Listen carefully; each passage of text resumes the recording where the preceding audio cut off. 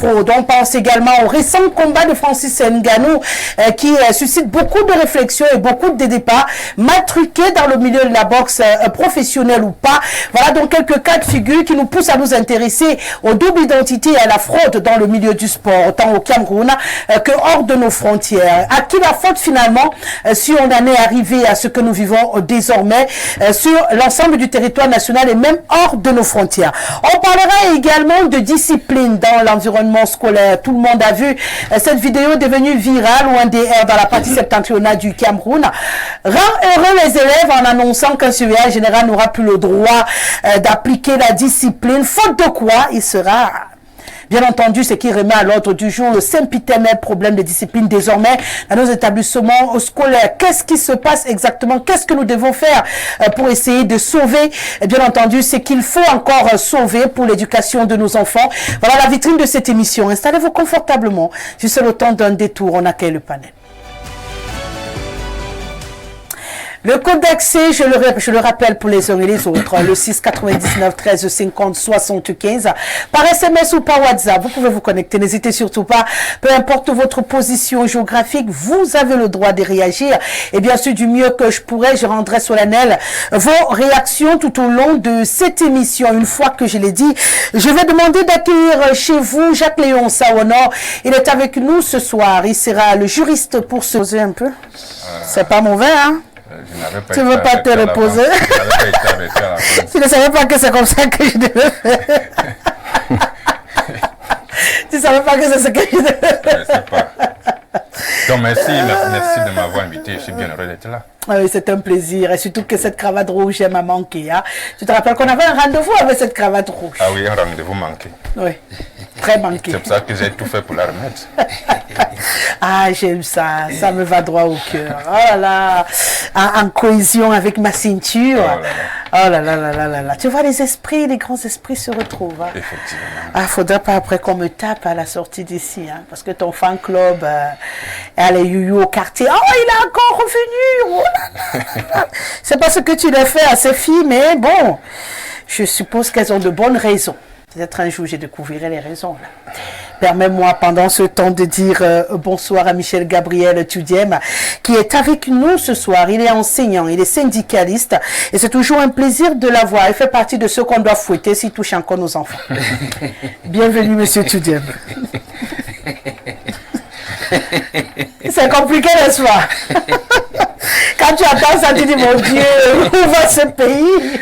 Là, on va me fouetter maintenant si je touche à un enfant à l'école. Un adage dit, qui cesse d'espérer doit cesser de vivre. Ouais. Nous savons, n'est-ce pas, dans le cadre de nos activités syndicales, que tous ces dérives, n'est-ce pas, cesseront dans notre pays un jour. Nous nous battons pour ça. Ça finira. Merci pour l'invitation. Bonsoir à tous mes companélistes. Bonsoir à tous les téléspectateurs. Je crois que tout est bien fait.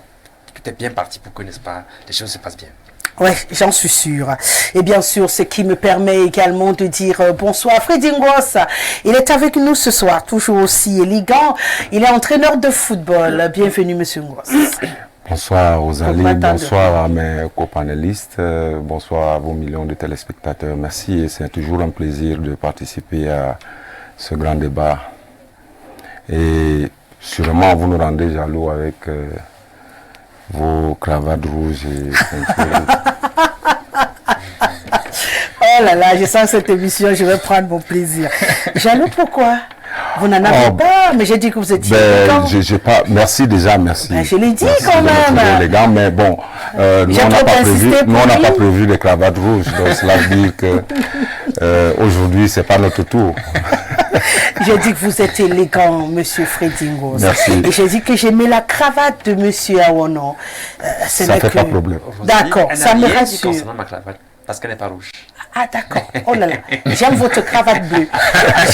J'aime surtout le symbole de l'aviation, le symbole de l'avion qui plane, qui est dessus. J'espère que vous n'allez pas vous envoler de la table pendant l'émission parce que je vous connais bien. Hein. Bon, comme le meilleur sera à côté de vous, je pense que ça va aller. Toujours attendu sur ce plateau, Casimir Mangué, il m'a signalé sa grosse bataille avec des embouteillages et j'ai répondu comme j'ai l'habitude de répondre, arrêtez. L'embouteillage, tout le monde sait qu'il y a l'embouteillage au Cameroun, donc partez tôt. D'ailleurs, je le dis à chaque fois que j'invite quelqu'un, partez tôt pour être sûr d'éviter les embouteillages. Donc, c'est une information qui ne m'intéresse très souvent plus dans le cadre de cette émission. Une fois qu'on l'a dit, il va rallier le bateau. Nous, on aura démarré cette discussion et pourtant, le premier sujet, le sujet le plus épineux ou sa présence, je ne sais pas si j'inverse. Non, je ne vais pas inverser. On va y aller. Ben justement, c'est ce que j'ai dit, le sport. Attendu apparemment par tout le monde. Je le disais tantôt, tout à l'heure, la Fédération camerounaise de football a rendu officielle la liste de 62 joueurs du championnat déclarés inéligibles pour les playoffs qui doivent donc démarrer. Et les raisons avancées double identité et mensonge sur l'âge, parce que on a bien stéréotypé les deux.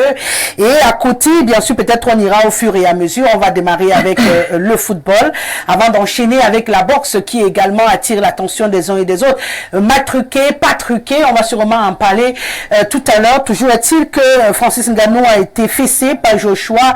6 minutes de combat, c'est tout ce qu'on a eu droit devant nos petits écrans. Et puis il a été mis KO.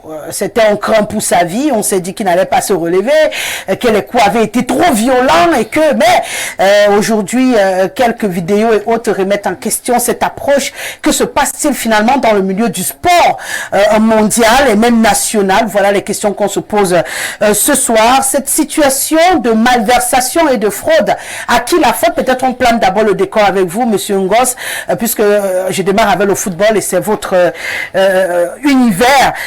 On va pas me dire que c'est aujourd'hui quand même que Kumba commence dans les championnats au Cameroun. Je commence par cette question simple.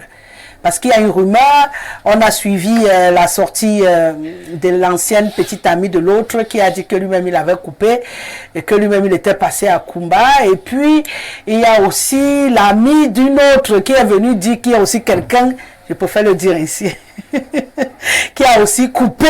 Du coup, nous, on s'est dit que l'expression Kumba, ça, c'est pas pour faire mal à nos frères de cette partie du Cameroun. Il paraît qu'à un certain moment, chaque fois qu'on voulait falsifier les actes de naissance, c'est dans cette magnifique ville que j'ai pris plaisir à visiter au Cameroun qu'on se rendait. Du coup, on a baptisé tous les faux actes, les actes de Kumba. Raison pour laquelle, quand on parle de fausse identité, double identité ou mensonge sur l'âge, on a cette expression familière au Cameroun. On dit il a l'âge de Kumba. C'est pour dire qu'il a fraudé sur son âge. Est-ce qu'on peut comprendre pourquoi on en est là aujourd'hui? Avant de prendre le cas particulier de la Fédé qui nous interpelle tous. Il faut déjà, à l'entrée de jeu, comprendre que ce phénomène est global dans pratiquement tous les corps de métier. Bon, ben, moi, dans tous les sports ou tous les corps de métier? Tous les corps de métier. Ah, et je reviendrai maintenant sur le football précisément. Voilà, donc moi je me pose la question, hein, lorsque j'ai parcouru la liste, je me pose la question, pourquoi maintenant? Quelle opportunité? Quel est le calendrier caché de la sortie de ces listes, puisqu'elles existent? Tout le monde le sait. Mais pourquoi à la fin du championnat et presque en début des playoffs? Parce qu'on constate depuis quelque temps que il y a une équipe qui se plaint permanemment et qui fait des recours et qui de temps en temps gagne, et l'équipe perdante fait appel.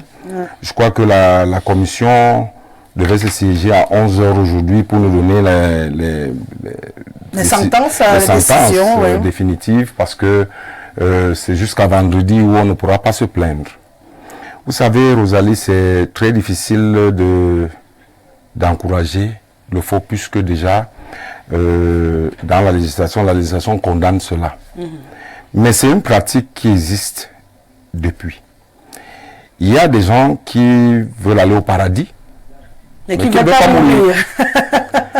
Voilà donc ceux-là qui se plaignent en croyant que, ou en voulant faire du mal à l'autre, comme on dit trivialement, lorsque vous crachez en haut, ça retombe sur vous. Voilà donc les conséquences qu'on a aujourd'hui, où ça englobe tout. pratiquement, on est à même, il y a une vidéo qui circule avec des preuves qui donnent froid au dos et qui nous amène à croire que nous ne sommes pas bien partis dans la suite des événements. Mais moi je dis généralement, lorsque je lis dans les réseaux sociaux, on accuse par exemple la fédération, c'est pas la seule instance. La fédération n'est qu'une association. Voilà, il y a l'État. Mais qui a publié la liste des 62 joueurs vous allez écoutez-moi très bien. Oui. Écoutez-moi très bien. La fédération, c'est une association. Oui. Comme toute association. On a l'État qui met en place une politique. Oui. Voyez-vous? Et ensuite, cette politique est régie et appliquée par les différentes associations dans leur domaine bien précis. Comme pour dire que il ne faut pas jeter le pot pour l'instant à la fédération parce que la fédération sort la liste par rapport à un constat. Par rapport à un constat. Et le constat, c'est lequel? Le constat, c'est qu'il y a des présidents de clubs qui se sont plaints. Qu'il y avait des gens qui n'avaient pas l'âge qui n'avaient pas l'âge et tout. La fédération a naturellement sauté sur l'occasion et peut-être essayé de lancer un regard fixe sur ce problème. Et c'est ce qui a fait sortir, c'est ce qui a peut-être apporté une décision de sortir la liste pour essayer d'équilibrer toutes les tendances, quoi. Voilà. Donc, ce qui veut dire que cette décision en elle-même n'est pas problématique. Non, en ce qui me concerne. Elle n'est pas problématique. Elle est normale. Maintenant, le problème c'est que quand on sort la liste, quel agenda? Il y a quel agenda? Alors, pour vous, il y a un agenda caché. Peut-être on va venir comprendre cet agenda, le temps de permettre d'accueillir Casimir Mangué qui manquait à l'appel tout à l'heure. Il est également entraîneur de football. C'est un plaisir de vous accueillir. Ça fait un petit moment. Bienvenue. Même s'il y a quelqu'un qui m'a dit qu'il avait mis long. Vous avez mis plus long que lui. Mais lui, il a senti que c'était la fin du monde déjà. Merci Rosalie, bonsoir à tout ton riche panel, à tes téléspectateurs. C'est toujours un plaisir de partager votre plateau. Alors je vous accueille direct sur le sujet. 62 joueurs suspendus par la fédération, jugés inéligibles pour les playoffs, ce qui fait couler beaucoup d'encre de salive au Cameroun. On se demande si finalement la Fédé n'a pas profité de la pluie pour dans le torrent. Peut-être ils avaient également prévu leur liste en cachette depuis, ils ne savaient pas à quel moment balancer et que là ça a été une occasion puisqu'il faut peut-être sauver certains clubs, permet à d'autres de descendre et tout, et que la mafia du football a démarré au Cameroun. C'est ce que les rumeurs disent. À votre avis, logique ou pas logique cette publication en fin quasiment du championnat? Mais je crois que ils auraient pu le faire en début de championnat, ça aurait évité ça confirme que le Cameroun n'est plus qu'un pays, c'est déjà un continent où les faits divers sont devenus l'ADN du Cameroun. Ouais, donc, on aime les faits divers. Voilà, donc ça fait jaser. Moi, je suis étonné. Ce qui est sûr, ça fait beaucoup de mal aux tricheurs. Ceux qui sont habitués à la mafia, au tripatouillage, sont mal en point maintenant. À peine on a dévoilé quelque chose qui ne va pas dans la société tout de suite. C'est vrai que quand on veut tuer son chien, on l'accuse de rage. La fédération, tout acte qu'elle posera sera mal interprété. Et ça c'est regrettable de le dire, mais c'est la vérité. Et dans ce cas de figure, comme je trouve... Il se trouve quand même que de plus en plus, nous prêchons dans la tricherie. Quand cela est dénoncé, ceux qui le dénoncent sont qualifiés de méchants. Voilà, des gens qui ont des agendas.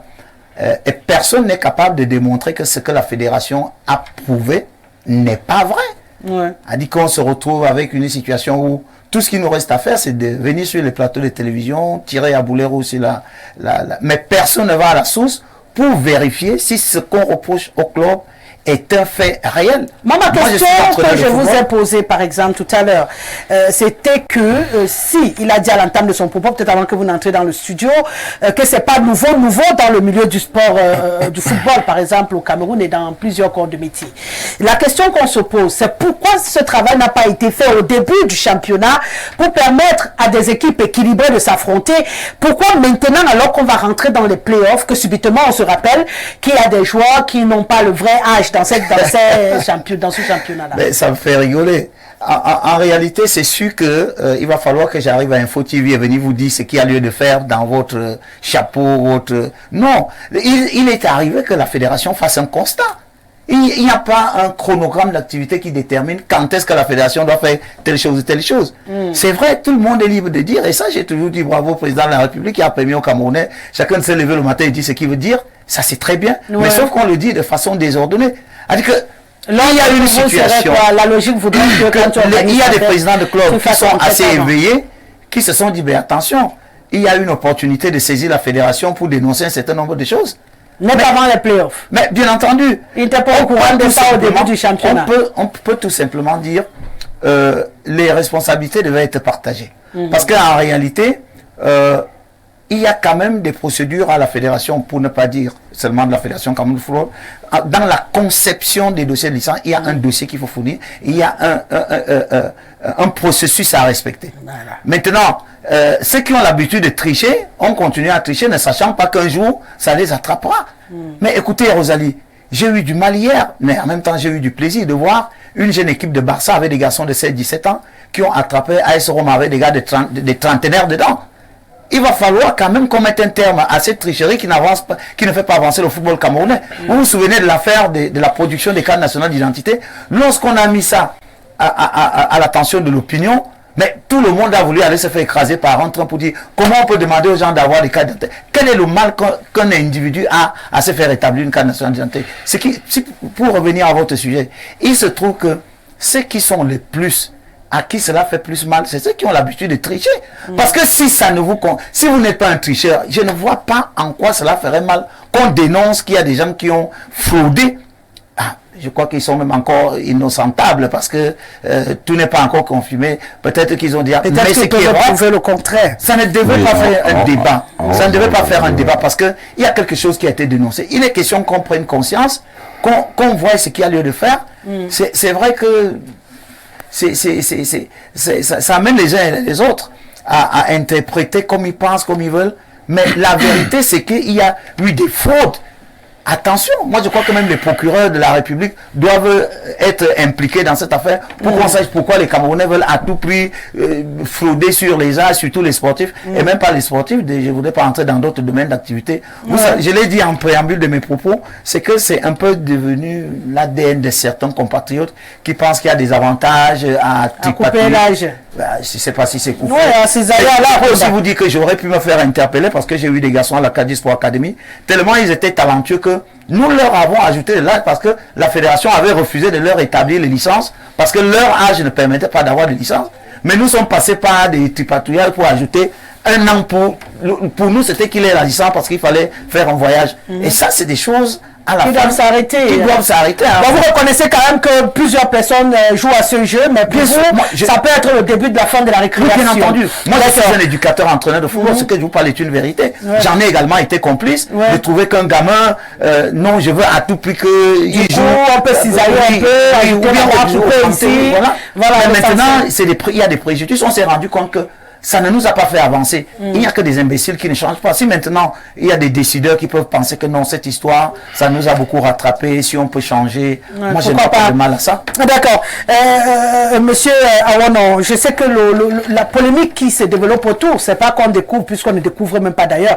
Il a dit Freddy Ngos au début de ses propos, on ne découvre pas la fraude sur l'âge au Cameroun. C'est quelque chose qui est constant. C'est pourquoi on se demande pourquoi, et d'où le timing qui nous intéresse aujourd'hui. Pourquoi maintenant on a un garçon qui est parti quand même en compétition, qu'on a amené pour une compétition continentale, à la CAN, on nous a dit, il a 17 ans, on a applaudi, bravo, c'est le plus jeune joueur et tout, on l'a amené faire une compétition internationale, et aujourd'hui on dit qu'il a menti sur son âge. C'est des parties comme ça qui attirent l'attention des uns et des autres.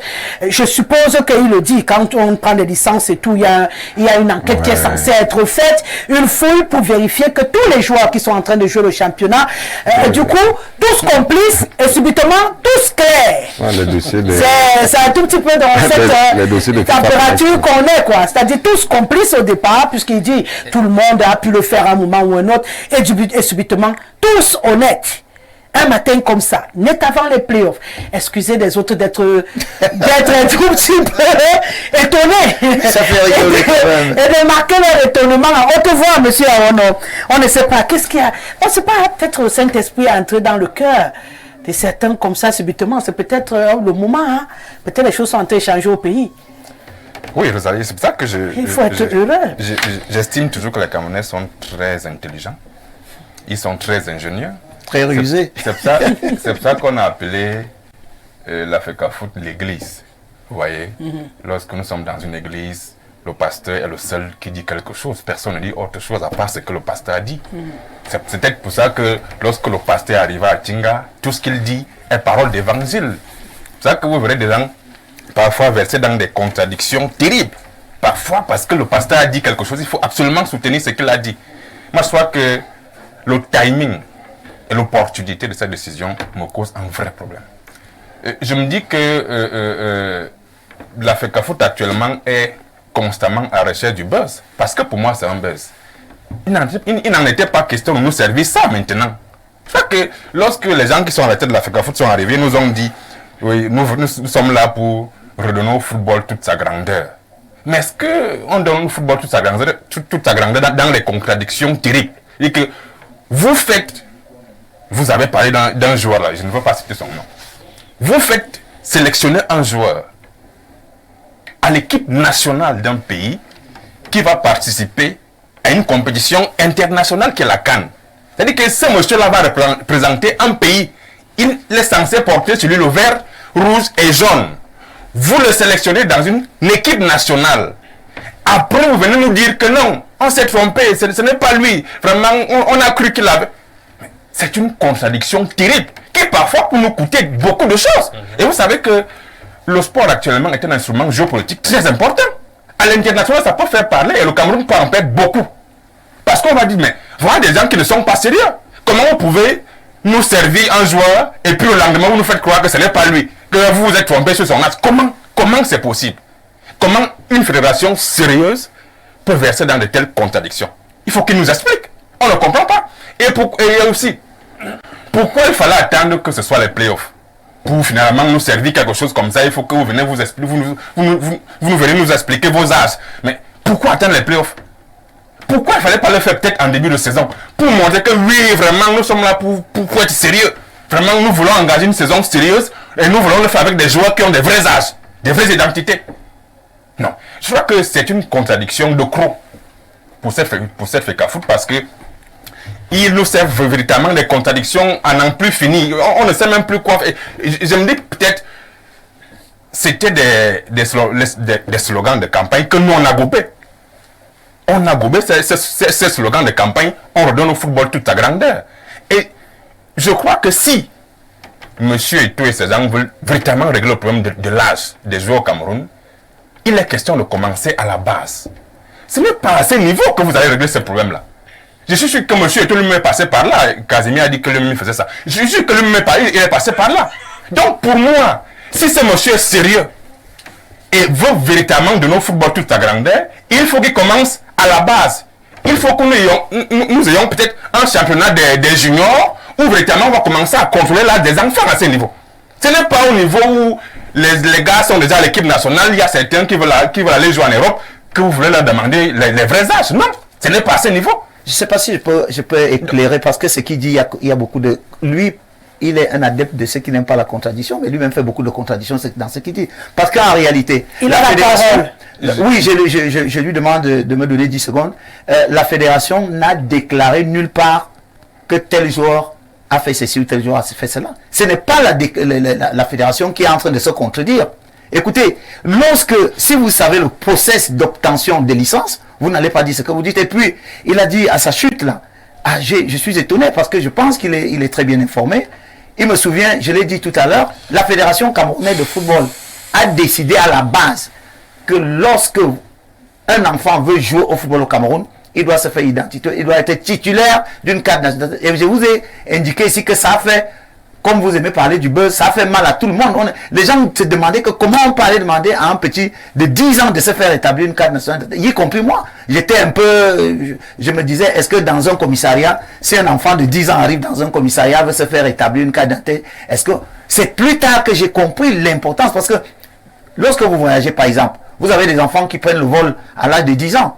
Je ne suis pas convaincu qu'on acceptera qu'un enfant sans un passeport prennent part au rôle. Mais il n'y a pas assez de contradictions. Dans ce cas présent, il se trouve que ce sont les présidents de club eux-mêmes qui ont été les premiers à interpeller la fédération sur les tripatouillages, pas encore des âges, c'était pas encore des âges, on parlait de licences falsifiées. C'est lorsque la fédération a ouvert les yeux, s'est rendu compte que, mais ce n'était pas une seule situation, finalement, plusieurs clubs étaient dans cette situation-là. Tous les clubs. Voilà, tous les clubs ou presque. C'est-à-dire que c'est tous les clubs. Ce n'est pas la fédération, ce n'est pas la fédération qui vient avec les dossiers. Ça fait plus d'une minute. Et je finis par là, ce n'est pas la fédération qui constitue les dossiers de clubs. Ce sont les clubs qui viennent avec les éléments qu'ils déposent à la fédération camerounaise pour l'obtention des licences. J'ai l'impression que vous n'avez pas compris ce qu'il a dit, c'est que vous ne l'aurez pas interrompu. Finalement, qui, après avoir reçu tout ça, qui a rendu solennel et qui a pris les décisions? C'est pas la FECAFOOT. Il était le deux. Pourquoi? C'est qu'il est en train de dire non, on avance, on lui permet d'aller jusqu'au bout de son propos. Il fallait poser la question, c'est pas la FECAFOOT. Je ne peux pas lui laisser dire ça quand il dit. Non, s'il vous plaît, il a la parole. Dommage. Il a la parole. D'accord. Puisqu'il doit aller au bout de son propos pour qu'il y ait réaction. Si vous dites qu'il dit que c'est la Fédé qui a publié, c'est l'information. C'est la Fédé qui a publié. Ce n'est pas ça que je contredis pourtant. Pourtant, c'est là où il en était encore. Non. On n'est pas au niveau de savoir le processus. Vous avez dit que les entraîneurs se sont plaints. Les présidents de club se sont plaints. Donc voilà des gens qui eux-mêmes ont des fraudes dans leur équipe, mais qui se plaignent des autres. Et puis finalement, c'est tout le monde qui est dans la même sauce, quoi. C'est eux qui sont épargnés. C'est la fédération qui est plutôt indexée. Non, personne n'est épargné. Nous, on essaie de comprendre la fraude dans le milieu du sport. On n'est pas en train de comprendre pourquoi la Fédé a publié. Ah, mais si ça c'était le voilà, et on ne peut pas. Parce que non, s'il vous plaît, c'est écrit. Non. C'est écrit. Si vous voulez comprendre la fraude, c'est écrit. Ce n'est pas un vous avez beau avoir un problème à ce qu'on prononce fédération sur ce plateau. mais on va prononcer. Et vous allez souffrir d'écouter prononcer. Merci. Non, moi, vous avez la parole, monsieur Awono. Allons-y. On essaie de les écouter. On a dit sport, double d'identité et fraude. À qui la faute? Voilà du coup, on parle de football, on parle de boxe, on parlera de tout. On est pour l'instant sur le football. La faute. Donc vous allez souffrir donc. À qui la faute là? C'est là où on est net. D'accord. Permettez donc qu'il puisse avancer. Sinon finalement on va pas voir le bout du tunnel. On n'a que 2 heures. Hein. Et on a 2 sujets épineux. J'espère que mon grand frère Mangué acceptera que je lui fasse ce qu'il m'a fait tout de suite. Non, ça sera que de bonnes bonnes. D'accord. Non, il est habitué. Parce que je sais très bien le faire aussi. J'ai seulement évité la lutte.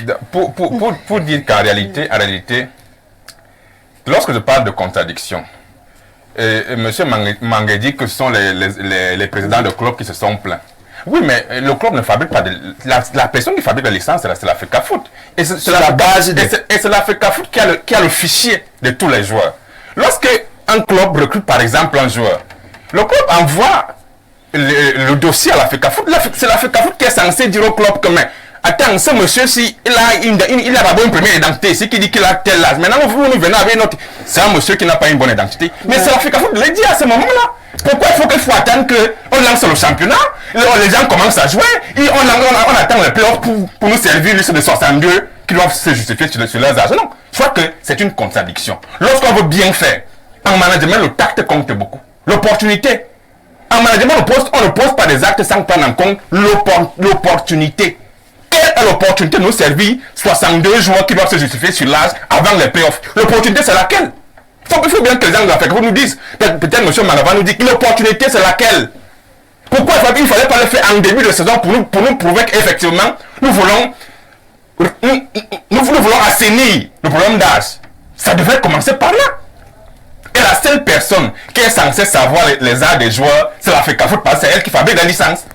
Ce n'est pas le travail des présidents de club, je ne sais pas. C'est la FECAFOOT de dire au club, mais le monsieur que vous nous envoyez là, il a d'abord une première identité ici. C'est un monsieur qui n'est pas sérieux. Ça la FECAFOOT de le dire. Donc il faut pas venir croire que ce sont les présidents qui ont demandé. Non, c'est la FECAFOOT. En fait, c'est même le travail de la FECAFOOT de dire que oui, tel joueur à tel âge, il doit jouer. Et aussi, monsieur Manga dit que ce n'est pas on a sélectionné. Si la FECAFOOT, qui est censée gérer l'équipe nationale du Cameroun, permet aux sélectionneurs de sélectionner un joueur qui a une fausse identité, il y a un problème. On parle quand même de l'équipe nationale fanion du Cameroun. C'est-à-dire, et j'ai dit ici que le football est un instrument géopolitique très important. Lorsqu'on parle de l'équipe nationale, c'est de la géopolitique. On ne s'amuse pas, c'est que vous ne pouvez pas nous servir un monsieur et demain vous nous démontrez à mon vision que ce n'est pas, il est faux. C'est un faussaire. Non, ce n'est pas possible. On n'arrive pas à ce niveau avec des faussaires. Si vous arrivez à ce niveau avec des faussaires, ça veut dire que vous n'êtes pas sérieux. Donc je crois que il y a beaucoup de choses à réexpliquer. Peut-être M. Onanga aura le temps de nous expliquer certaines choses. Oui. Il n'a même pas encore parlé. C'est comment? J'arrive. Laissez souffle. Je vois que le corps chauffe. Je reviens à toi, ta précision. Oui, je voulais faire une précision par rapport au process de licence. Parce qu'il parlait des dossiers tout à l'heure. Il y a FIFA Connect. Le président de club, lorsqu'ils envoient des informations, on n'envoie pas ça physiquement à la fédération. Hein. On passe par FIFA Connect. Et FIFA Connect a ses limites. Par exemple, je m'appelle Freddy Goss. Hein? On va mettre Freddy Goss peut-être ou bien Goss Freddy. Ce n'est plus la même personne. Très clairement, c'est plus la même personne. Donc, je ne demande pas la fédération, donc, mais c'est le Rosalie. Non. Et la machine va valider. Pourtant, moi, je non, je vous le dis, la machine va valider. Et maintenant, il faut vérifier. Peut-être c'est là où il peut avoir raison, où il faudrait vérifier après. Mais la machine est là. Donc, si je comprends bien, vous faites confiance à la machine et vous ne réfléchissez pas. Madame, non, vous ne comprenez pas. Le problème, c'est que, comme il expliquait tout à l'heure, par rapport au président de club, c'est en ligne. On envoie des informations en ligne. On revient à la même chose. Vous comprenez? Ça veut dire que si je veux faire la fraude, j'ai envoyé Rosalie Guessele hier, votre machine a enregistré puisque la machine est un robot. Ouais. Et puis après, j'envoie Guessele Rosalie, la machine enregistre. Ouais. Sauf que c'est toi qui tapes dans la machine pour que la machine enregistre. Donc quand tu tapes, généralement, même quand tu pars sur Google, dès que tu dis Guess, ça te met tout ce qui est Guessele et tout le reste. Ça veut dire, dès que tu mets Guess, c'est l'ordinateur. Moi-même j'ai l'ordinateur, tu as l'ordinateur, tout le monde a l'ordinateur. Si tu as des données enregistrées sur un fichier, dès que tu viens, tu commences à taper que Guess. Ça t'affiche tout ce qu'il y a Guess au début. Même ton propre téléphone fait la même chose. Ça veut dire que tu peux déjà voir en haut Rosalie Guessele. Et que ici tu as un Guessele Rosalie que tu veux taper. Ce que je veux savoir, c'est que vous Rosalie, vous avez manipulé l'appareil. Je vous dis, laissez-moi aller jusqu'au bout. Après vous allez répondre à ma question. Moi je veux comprendre. Comme tout le monde qui est à la maison veut comprendre. Vous dites que c'est la machine. Donc quand on vient, on introduit. Je dis donc que c'est la main de l'homme qui introduit, non? Avant que la machine garde en mémoire. Je dis donc que ça veut dire que c'est des personnes qui tapent là. Dessus, c'est les personnes. Donc je dis la vérité. Oui, c'est ce que vous dites, c'est vrai. C'est ce que je voulais comprendre. Donc les personnes qui tapent là ne sont pas très attentives parce qu'elles laissent la machine réfléchir alors que la machine c'est le robot et que la machine peut laisser passer ce que vous dites. Sauf que les personnes qui mettent des données dans la machine doivent être attentives pour vous. J'étais ici, ce que je voudrais que vous compreniez les téléspectateurs, c'est simple. C'est exactement comme les cartes d'identité.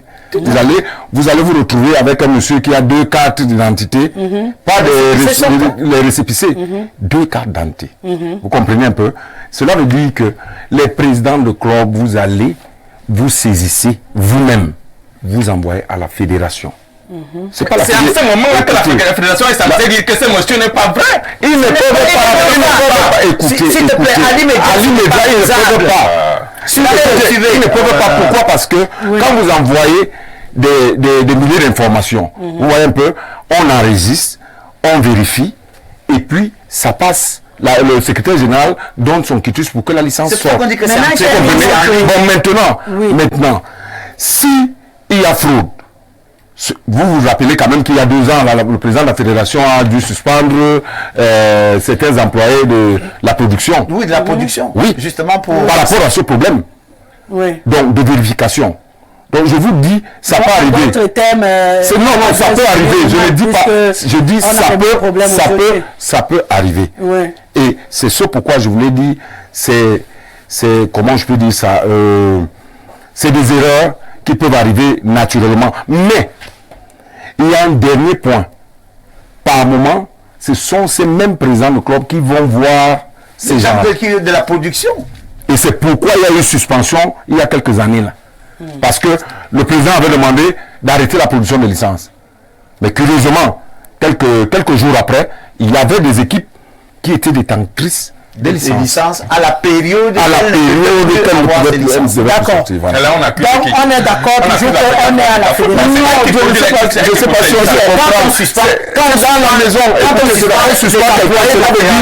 cela veut dire que le travail était mal fait. Sur un travail mal fait. Qu'est-ce qui est comptable des fautes de gestion? C'est la FECAFOOT. Nous sommes d'accord. S'il vous plaît, c'est bien beau de le dire. Mais maintenant, lorsque la fédération sanctionne un personnel qui a mal travaillé, qu'est-ce qu'on peut réclamer à la FECAFOOT? Qu'est-ce qu'on peut réclamer à la FECAFOOT? Ce qui s'est passé maintenant, comme Rosalie ne veut pas. Comme Rosalie ne veut pas qu'on explique. Il s'agit des licences des sportifs à la Fédération Cameroun de football. Il y a un process. Quand on parle des dossiers en attente, c'est parce que dans la machine, il y a des éléments complémentaires qu'il faut avoir. Vous comprenez? Et il peut arriver que, vous avez dit, même la machine peut se tromper. L'être humain peut se tromper. Mais on ne peut pas dédouaner ça. Lorsque vous avez mal travaillé, il va falloir... Et moi, il y a une préoccupation.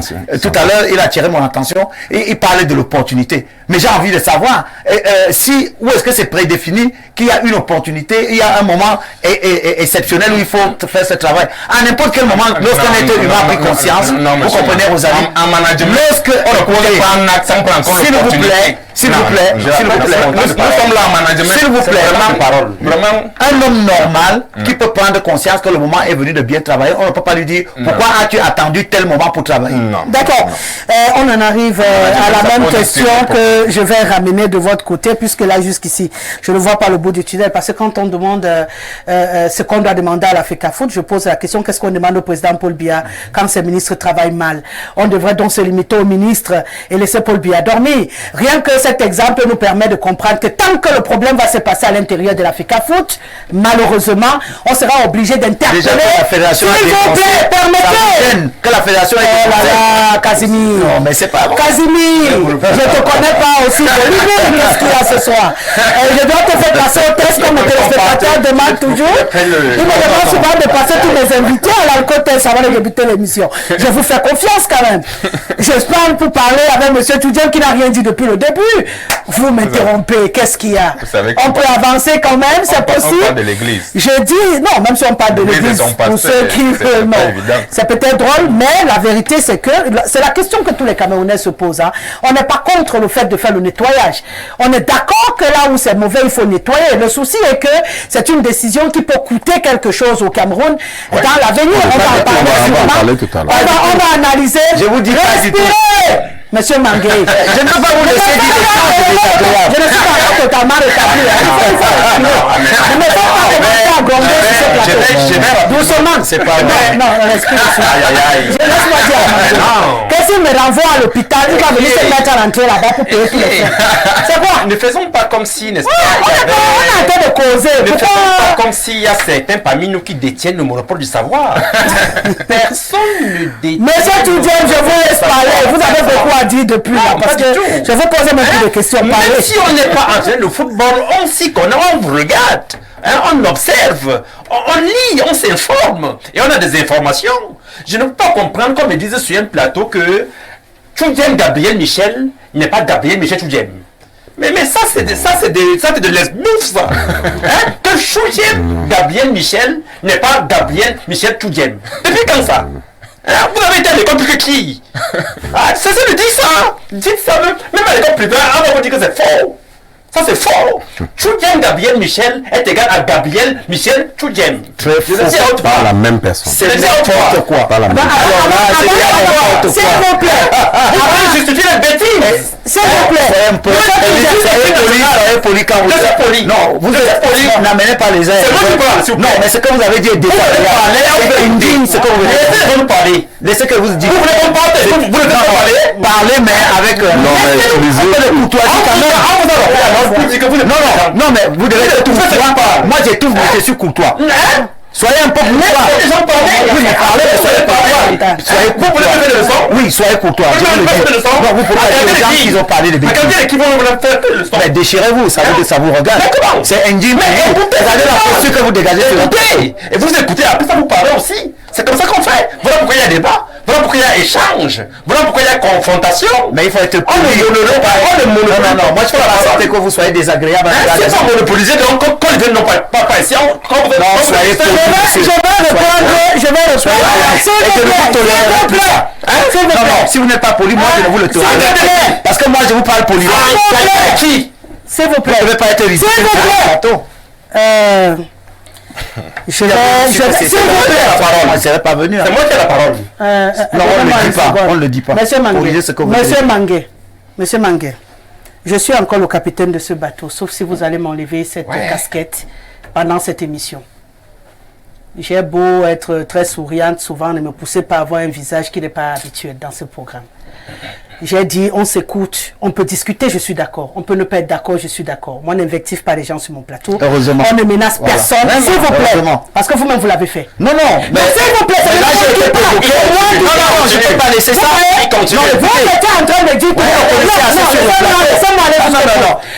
en train de dire que vous ayez envie de laisser ou non. Je suis encore la seule à dire quand quelqu'un doit arrêter ou pas sur ce plateau. C'est ce que je voulais rappeler à tout le monde. Donc, si vous voulez discuter avec les gens, je vous laisse discuter. Si vous voulez souffrir qu'on ait une modération sur ce plateau, vous souffrez qu'on ait une modération sur ce plateau. Et qu'on aille jusqu'au bout de l'émission. Donc, du coup, là, je ne vais pas te laisser le dire, je ne vais pas, vous allez m'excuser, quand on va finir ce plateau, quand on va sortir, interdisez entre vous à chacun de parler, il n'y aura pas de souci. Mais sur ce plateau encore, chacun a le droit de parler. Et si je trouve que quelqu'un a utilisé un vocabulaire qui ne me plaît pas, je l'interromps. Dans le cas contraire, vous le laissez aller jusqu'au bout. Parce que personne ne dit à quelqu'un les mots qu'il va employer ici. Voilà. Chacun a son vocabulaire, chacun a sa manière de s'exprimer. Personne n'a le même ton. Et on va souffrir que chacun utilise sa manière de s'exprimer. Merci beaucoup. Je vous remets votre parole, Voilà, monsieur. merci. Donc, je disais que c'est vraiment regrettable que une équipe nationale d'un pays, je vais parler notamment des Lions indomptables, n'est-ce pas? Nous avons amené 27 joueurs à la CAN ivoirienne, parmi lesquels il y avait un joueur, Nathan Douala, pour ne pas le citer. Et puis, qu'on disait après la fin de la compétition, qu'on s'est trompé sur son âge, ainsi de suite, et soit il a 17 ans, soit il a 23 ans, 22 ans, ainsi de suite. Mais c'est pas sérieux. Je crois que quand, dans une équipe nationale qui est pilotée par des responsables, par des hommes compétents, quand on sélectionne les joueurs, on les sélectionne à la base de leurs compétences, mais également on se rassure de leurs identités, leur nom, leur âge. Oui, c'est ça. Si l'équipe est pilotée par des hommes compétents, qui sont là, n'est-ce pas, pas des professionnels, je vais dire. Alors, si tant est que le joueur doit Nathan, n'est-ce pas, est un joueur dont l'âge a été truqué, mais il y a problème, c'est grave. Et puis je rappelle même que le Cameroun court le risque d'être même suspendu pour les 2 prochaines éditions de la Coupe de la Fédération. J'ai dit bien court le risque à cause, n'est-ce pas, de cette négligence. Cette négligence, ça c'est, n'est-ce pas, ça c'est des qualités qu'on attribue, n'est-ce pas, même pas aux amateurs, mais je vais dire aux touristes. Aux touristes. C'est malheureux. Et bon, si à jamais, il est avéré que les 62 joueurs dont on parle ont peut-être des faux âges, bien des faux noms, ainsi de suite. Le championnat sera-t-il interrompu? Les playoffs n'auront-ils... Est-ce qu'on va annuler les résultats? Voilà. Comme pour dire que tout ce travail fait par l'Africa Foot, à mon avis, devrait être fait depuis plus tôt, c'est-à-dire au début du championnat, pour que, à ce niveau, qu'il n'y ait plus de problème. Comment c'est fait que ça a mis parcours, voire de la fin du championnat, qu'on crée des problèmes d'âge et ainsi de suite? Ça veut dire qu'il y a un travail, ça veut dire qu'il y a des espaces de cafouillage, quelque part. C'est ce travail de forme qui est interpellé ici. Maintenant, j'ai une dernière question avant qu'on essaie d'analyser le futur. Et là, je voulais y aller avec vous. Quand ces joueurs sont enregistrés, monsieur Mangué, ils ne mettent pas de photos, il n'y a pas de photos au moment de s'enregistrer, il n'y a pas de photos sur pour leur licence, c'est-à-dire la photo qui suit le nom pour savoir s'il a inversé, par exemple, le nom et que ça peut créer problème. La photo ne peut pas aider? Alors, la première des choses, moi je vais d'abord m'excuser pour la posture que j'ai eue tout à l'heure. C'est une trentaine d'années que sur les plateaux de télévision. Justement, je ne vous connais pas comme ça. Jamais j'ai agi comme ça. Merci, ça me rassure. Je plaide pour que sur les plateaux de télévision, de radio, quand on vient, vous avez parlé des échanges, il faut qu'il y ait de la courtoisie. C'est un débat d'idées. Donc, je m'excuse auprès des téléspectateurs et à vous-même. Je pense que... Il n'y a pas de souci, chérie. On est ici sur ce plateau avec des spécialistes, chacun dans son domaine précis. Je n'oserais parler du dentiste parce que j'en ai jamais... Essayons d'avancer. Voilà, donc, on laisse enregistrer parole, photo. Je suis éducateur, entraîneur de football et administrateur de football. Il y a un ensemble d'éléments qu'on doit réunir pour constituer le dossier d'obtention des licences. Voilà. on a la chance aujourd'hui que vous pouvez le faire chez vous. Vous faites acheminer ça à travers plusieurs voies à l'instance fêtière qui doit aussi gérer ça. Le numérique, c'est qu'on applaudit d'ailleurs maintenant. Voilà. Donc, vous faites bien de poser la question, mais si on pourra vous identifier à partir d'une photo. Donc, ça veut dire que tous les dossiers qui arrivent ont les photos attribuées à chaque nom. Oui, bien entendu. Il y en a même qui réussissent à ne pas porter derrière ces photos les noms des personnes, soit par maladresse, soit par ignorance.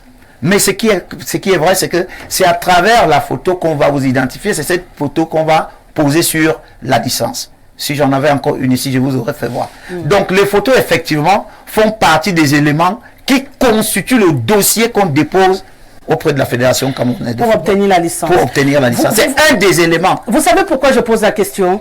Parce que je suis d'accord avec vous par rapport au fait que quand on inverse les noms, la machine peut se tromper. Mais la photo qui est même les photos. Après, si c'est votre photo, il y a d'abord... Madame Rosalie, que je pose la question.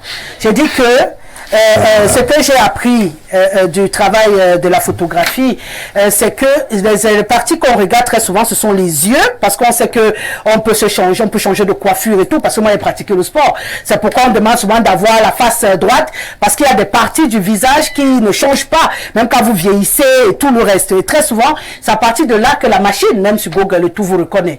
Alors je pose la question, nous on veut comprendre, hein, s'il y a les photos, parce que le problème du timing dérange tout le monde, Monsieur Kazmi. Ce n'est pas la décision qui est des fraudes qui dérange. Ça, c'est normal. Mais le problème du timing et les conséquences que ça entraîne. Est-ce qu'on n'aurait pas pu finir le championnat, profiter du nouveau championnat qui devait démarrer et faire le nettoyage à sec pour s'assurer que les équipes qui reviennent sont propres? Ça fait 3 questions que vous avez posées. Justement, même si la première que je voulais vous dire, c'est que la première des choses que vous voulez dire, même sur la photo, on peut se tromper. Je vous prends moi-même qui vous parle. J'étais dernièrement... C'était encore jeune ici. S'il vous plaît. J'étais dernièrement moi-même au commissariat parce que j'étais allé me faire une carte nationale d'identité. Elle a traîné et je devais faire une opération bancaire. Il fallait que je me refasse une autre. La dame qui m'a identifié, qui m'avait d'abord identifié, me dit que, mais monsieur, vos photos là, vous êtes encore très jeune ici. Alors pourquoi? Et moi-même, quand j'ai vu les deux photos, la photo d'avant et celle qu'elle m'a filmée, mais elles sont vraiment différentes. Je vous assure, Rosalie. Et moi, j'étais étonné. Et ça peut arriver. Mais maintenant, on demande à tous ceux qui sont dans le circuit d'être véritablement, j'ai entendu une expression, moi qui m'a intéressé, malgré tout ce qu'on peut dire, il faut être professionnel. C'est-à-dire qu'il y a quand même que, quand vous manquez de tact et de dextérité dans votre travail, ça peut impacter. Et ça, il faut interpeller ceux qui sont au niveau de l'acheminement des dossiers, d'être plus attentifs. C'est vrai que les erreurs, vous ne pouvez pas dire à nature de ne pas avoir des erreurs, mais quand elles deviennent récurrentes, on peut tout de suite se dire, vous manquez de professionnalisme dans le travail. Voilà. Donc les photos on peut se tromper sur les photos, on peut se tromper mais sur l'orthographe du nom. On peut se tromper sur l'alignement du nom. Bien sûr. Et c'est pourquoi on interpelle la fédération de demander à ses employés d'être... Maintenant, vous avez posé la question, pourquoi c'est seulement maintenant? Moi aussi, je vais vous poser la question de savoir pourquoi on n'aurait pas fait même après, pourquoi pas la saison prochaine. Donc, et j'ai entendu quelque chose ici. Mais on a fait tourner ça dans la toile. Que le Cameroun court quelles conséquences? C'est-à-dire que le Cameroun dénonce lui-même les imperfections dans son système. Et on dit que dans son système, et on dit que le Cameroun court. Si c'est l'adversaire, par exemple, on était à la CAN. Vous vous imaginez, on est en train de jouer contre le Sénégal, et le Sénégal porte les réserves. À ce moment, le Cameroun encourt des risques énormes. Parce que là, c'est le Sénégal qui a mentionné la réserve et on est allé vérifier. La commission constate que c'est vrai, à ce moment, le Cameroun court. Donc, on ne doit pas laisser dans l'esprit du monde que... Non, vraiment, je m'excuse de le dire, parce que tel qu'on a tiré partout que le Cameroun court des risques, vraiment, il y a quand même des choses qu'on ne peut pas laisser dire. D'accord. Vous partagez... Et le timing, je finis par là, je pense que, en toute honnêteté, on aurait évité de le faire maintenant. On aurait géré ça autrement. Parce que, voyez-vous, vous ne pouvez pas expliquer cette histoire. Vous vous souvenez des Interpol. Il y a eu cette histoire aux Interpol avec, je crois, Nyom 2 de Yaoundé, l'Union sportive d'Abomba, à qui on a retiré des joueurs pendant les Interpol parce qu'il y avait cette situation. Et jusqu'à présent, les gens n'ont pas tiré de leçons. Je pense que c'est quand même interrogeable. Donc, pour moi, c'était quand même pas assez adroit à ce moment de le précis, faire maintenant. de le faire maintenant. Voilà. Parce que, voyez-vous... Ça crée beaucoup de bruit pour rien. Parce que je pense que s'ils avaient fait, par exemple, à l'intersaison, avant l'ouverture de la prochaine saison, on n'allait pas en faire un débat. On allait trouver normal et applaudir même au contraire. Mais le timing, malheureusement, ne renvoie pas un bon son de cloche. Monsieur Ngoz, vous confirmez que le Cameroun n'encourt aucun risque à la suite de cette sortie? Je ferai le mien sa dernière partie là tout à l'heure en disant que ce problème est un problème très important. Rappelez-vous en 2016 avec l'équipe nationale, je crois les cadets, qui avait un problème avec les bracelets. On a éliminé, je crois, on a éliminé les IRM. Les IRM, oui, on a éliminé peut-être 10-11. Voilà. Et il y a quelques années, maintenant, c'était à l'UNIFAC. À l'UNIFAC, 21 joueurs. Donc je pense que il est temps pour le Cameroun de refonder notre système. Bon, maintenant, quant à l'opportunité de la sortie de la liste, moi je me dis que ces présidents, les présidents de club, qui se tirent entre eux, je vous ai dit à l'entame, tout le monde veut aller au ciel, mais personne ne veut mourir. Personne. Ils ont ces informations depuis. Ils ne dénoncent pas, parce qu'on a suivi tout de même le président de la commission et le secrétaire général dans une des chaînes de télévision qui, le président de la commission déclarait que c'était une dénonciation. Vous voyez un peu, c'est à travers la dénonciation que la fédération s'en prend et ouvre les yeux, comme on dit trivialement, pour voir quel est le véritable problème. Et on constate que en Elite One, pratiquement, c'est 62 joueurs. Mais moi, je pense que c'est plus. En Elite 2, c'est plus. Et au championnat amateur des régions, au niveau amateur, et même au championnat des féminins. Et il revenait donc justement à la Fédé de choisir. Le timing, pour sortir cette liste. Parce que moi, cette liste m'a fait mal parce que ça ne laisse pas seulement au Cameroun, même si il arrive qu'on ne soit pas pénalisé ou qu'on soit pénalisé. Maintenant, la visibilité même, la crédibilité de notre football va en pâtir. Bien sûr. Parce que, voyez-vous, ces internationaux qui jouent à l'étranger, les Européens vont passer le temps à scruter sur leur âge. Ceux qui sont dans les différentes sélections, on va maintenant commencer à regarder les recrutements, les sponsors. Regardez ce que ça peut causer. Donc, moi, le timing m'a fait énormément de problèmes. C'est pourquoi je vous ai dit tout à l'heure que quel était le calendrier? Est-ce qu'il était nécessaire, avant les playoffs de sortir cette liste? Moi je pense, si c'était pas au début du championnat, à la fin des playoffs, c'est de là où parce qu'on se rend compte que en fait, c'est tous les clubs qui sont. Bon, pas tout ça, parce la vérité c'est non, mais tous. Je peux vous donner tous. Qui a abouti à cette explosion, c'est-à-dire, il y a un comme il venait de dire. Oui. Moi je veux que Rosalie n'aille pas au playoff. Je tire à boulet rouge. Rosalie aussi dit, ben, écoute, tu n'es pas le seul. J'ai des coudées franches. Donc, ça allait dans tous les sens.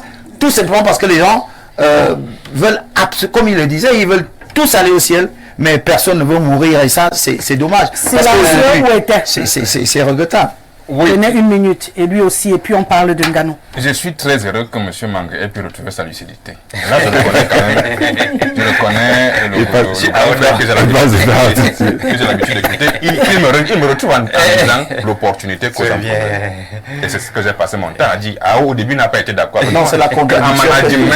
En management, on ne prend pas une décision sans prendre en compte l'opportunité. Parce que, si on entre même en profondeur dans cette décision, s'il s'avère que ces 62 joueurs, effectivement, ont des faux as, alors il faudrait annuler tout le championnat. Parce qu'ils ont participé au championnat avant. Et donc, ça peut avoir des conséquences très lourdes sur le plan légal. Donc, vraiment, et là, c'est le juriste qui l'opportunité pose un vrai problème. Parce que les autres veulent se plaindre. C'est parce que le joueur avait marqué le but, alors qu'il n'avait pas l'âge. Et en plus, si on entre même encore dans les profondeurs, comme le dit, il y a des règlements de compte. Mais ça veut dire qu'à la FECAFOOT, il n'y a personne là-bas. C'est-à-dire que les gens se donnent des coups là-bas. C'est partout. Non, les entreprises, on se donne des coups. Non, mais Rosalie. Là aussi, il ne faut pas... Non, Rosalie.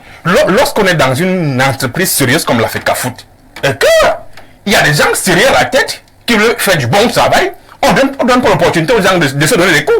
On ne donne pas l'opportunité aux gens de faire perdre des maths aux gens. On ne donne pas l'opportunité aux gens d'annuler certains joueurs parce qu'ils veulent me parler ou bref. Mais ça veut dire que dans une maison, chacun peut faire à l'autre ce qu'il veut. Non, et c'est ça, c'est un véritable problème. Si ces gens-là ont à cœur de redonner au football sa grandeur, ça commence par la discipline. C'est-à-dire que chacun doit faire son travail. C'est un grand chantier. Chacun doit faire son travail sans donner des coups à l'autre. C'est dans tous les championnats. Et c'est là où c'est très difficile. Si chacun donne des coups à l'autre, ça veut dire que là, il y a encore du travail à faire. Donc je crois que... Et puis, monsieur Ngossa dit que ça peut avoir des répercussions. On ne peut même pas suspendre le Cameroun. Je laisse ça.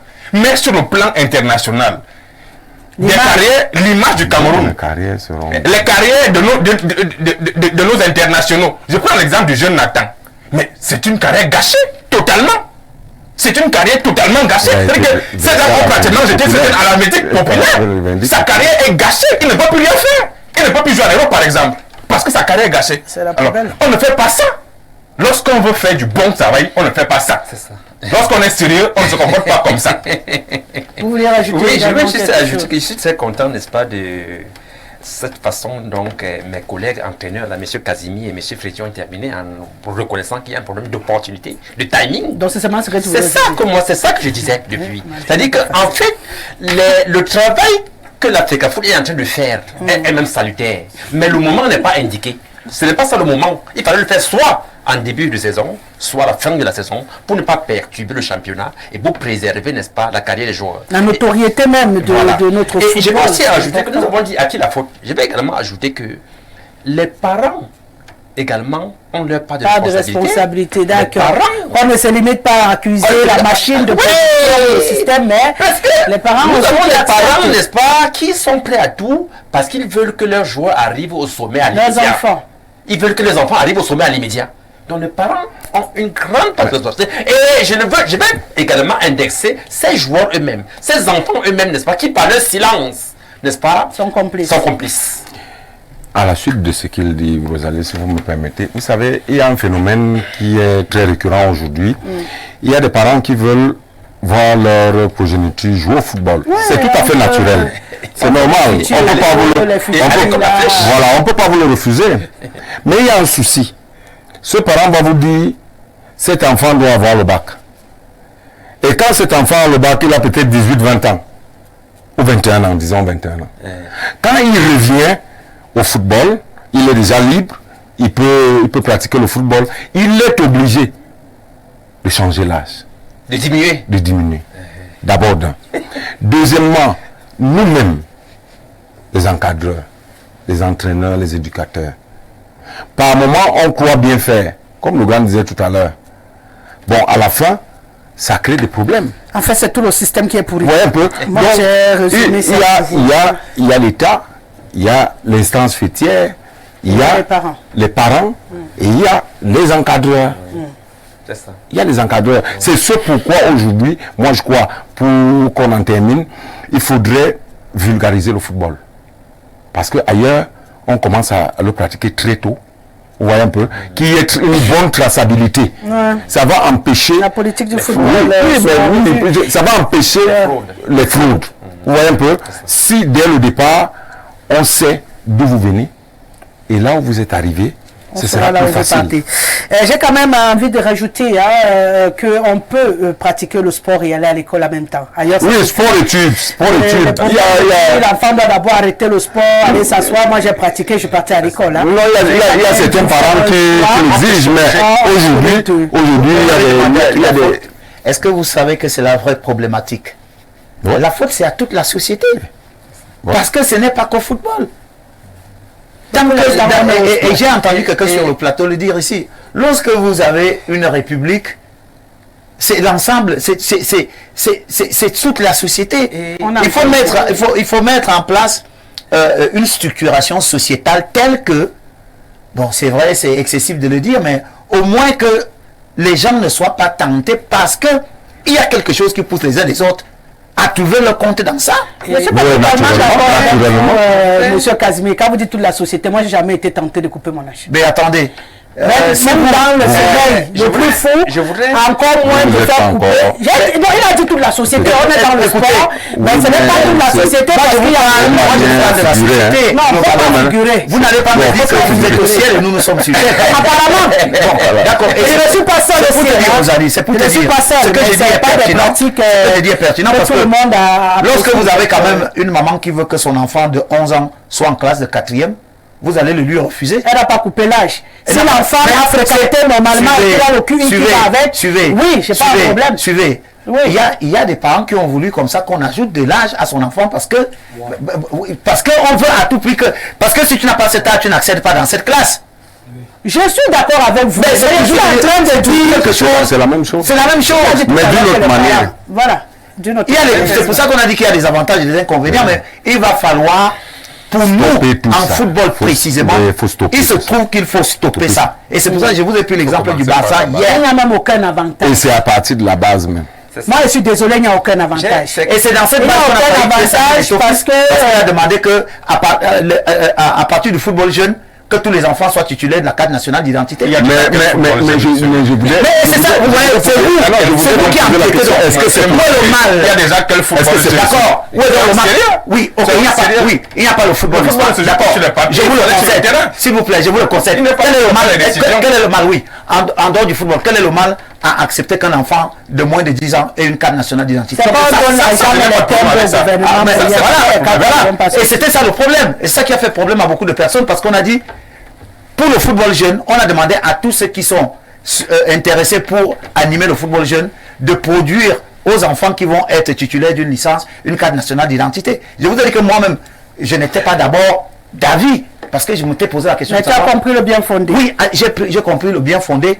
Et je me suis investi à sensibiliser. Et j'avais également reproché, pour ceux qui me prennent pour un négligent, j'avais reproché parce que j'avais dit qu'il fallait d'abord élargir la sensibilisation, à amener les uns et les autres à comprendre l'importance de faire établir une carte nationale d'identité à un enfant. Mais je voulais savoir... Arrêtez. Arrêtez. Hein, Rosalie? Ça commence. Tout le monde se redresse seulement et commence à parler, c'est beaucoup. Respirez. Non, respirez. Je dois avancer. Je vais avancer. Je ne suis pas venu passer 2 heures ici sur le football. J'ai la boxe qui m'intéresse aussi. On a déjà fait le tour, on a compris. Hey, Rosalie. Non, on a compris. Tout à l'heure, te donner la parole, tu as seulement dit que tu voulais aussi être d'accord qu'on a compris que tu disais ça depuis le début. Mais tout à l'heure, tu m'as dit... De quoi? Bon, c'est que... Non, je n'ai pas dit. Hey, Rosalie. J'avance. Un mot. Qu'est-ce que tu veux dire? Oui, j'étais content quand M. Casimir disait ici là que c'est toute la société.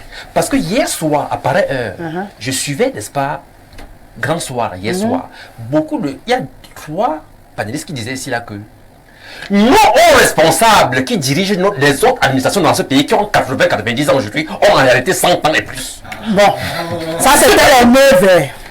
Et c'est comme ça qu'ils se répercutent, n'est-ce pas, chez nos enfants. Rosalie, non, c'est la 9 heures. Je n'ai pas refusé, monsieur. J'ai dit que pour combattre, donc, il faudrait que ceux qui ne sont pas adeptes de ce genre de pratiques se multiplient et qu'on ne dise pas que... Parce que quand on dit généralement que c'est nous tous, du coup, personne ne se sent exclu. Moi, je ne me sens pas concerné. Il faut informatiser, il faut commencer à informatiser. Vous avez d'abord informatisé quoi dans le pays si on a vu. Moi, j'ai un autre problème. Mangué. Nganou a été fouetté ou il n'a pas été fouetté? Parce qu'on continue avec les fraudes. On a fini double identité, on continue avec les fraudes. Depuis le combat avec Joshua, on ne respire pas. Voilà notre problème du sport qu'on a ici. On dit que Nganou a vendu le match. Il n'a pas été fouetté, mais il dit qu'on l'a fouetté. Et puis on dit que Joshua était ami avec lui avant. Et après, ils se sont même entraînés ensemble pour faire comme la danse dans les films des Chinois, là, où on s'entraîne à lancer le pied. Tiens, après l'autre fait part. Et puis à la fin, quand vous venez pour la version finale, c'est comme une danse bien orchestrée. Que c'est ce qui nous ont servi. Et du coup, on ne sait plus. On l'a tapé ou on ne l'a pas tapé. Alors, l'une de mes faiblesses, c'est que je ne sais jamais parler de ce que je ne maîtrise pas. Non, on te dit, tu as regardé avec les yeux. Est-ce qu'on te demande de regarder de la boxe? Et j'ai beaucoup de respect pour Francis. Ouais.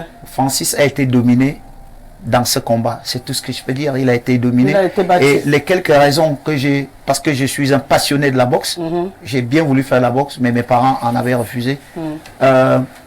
C'est que ces différents staffs ont manqué de, comment vous dites ça en français, de résilience dans la préparation.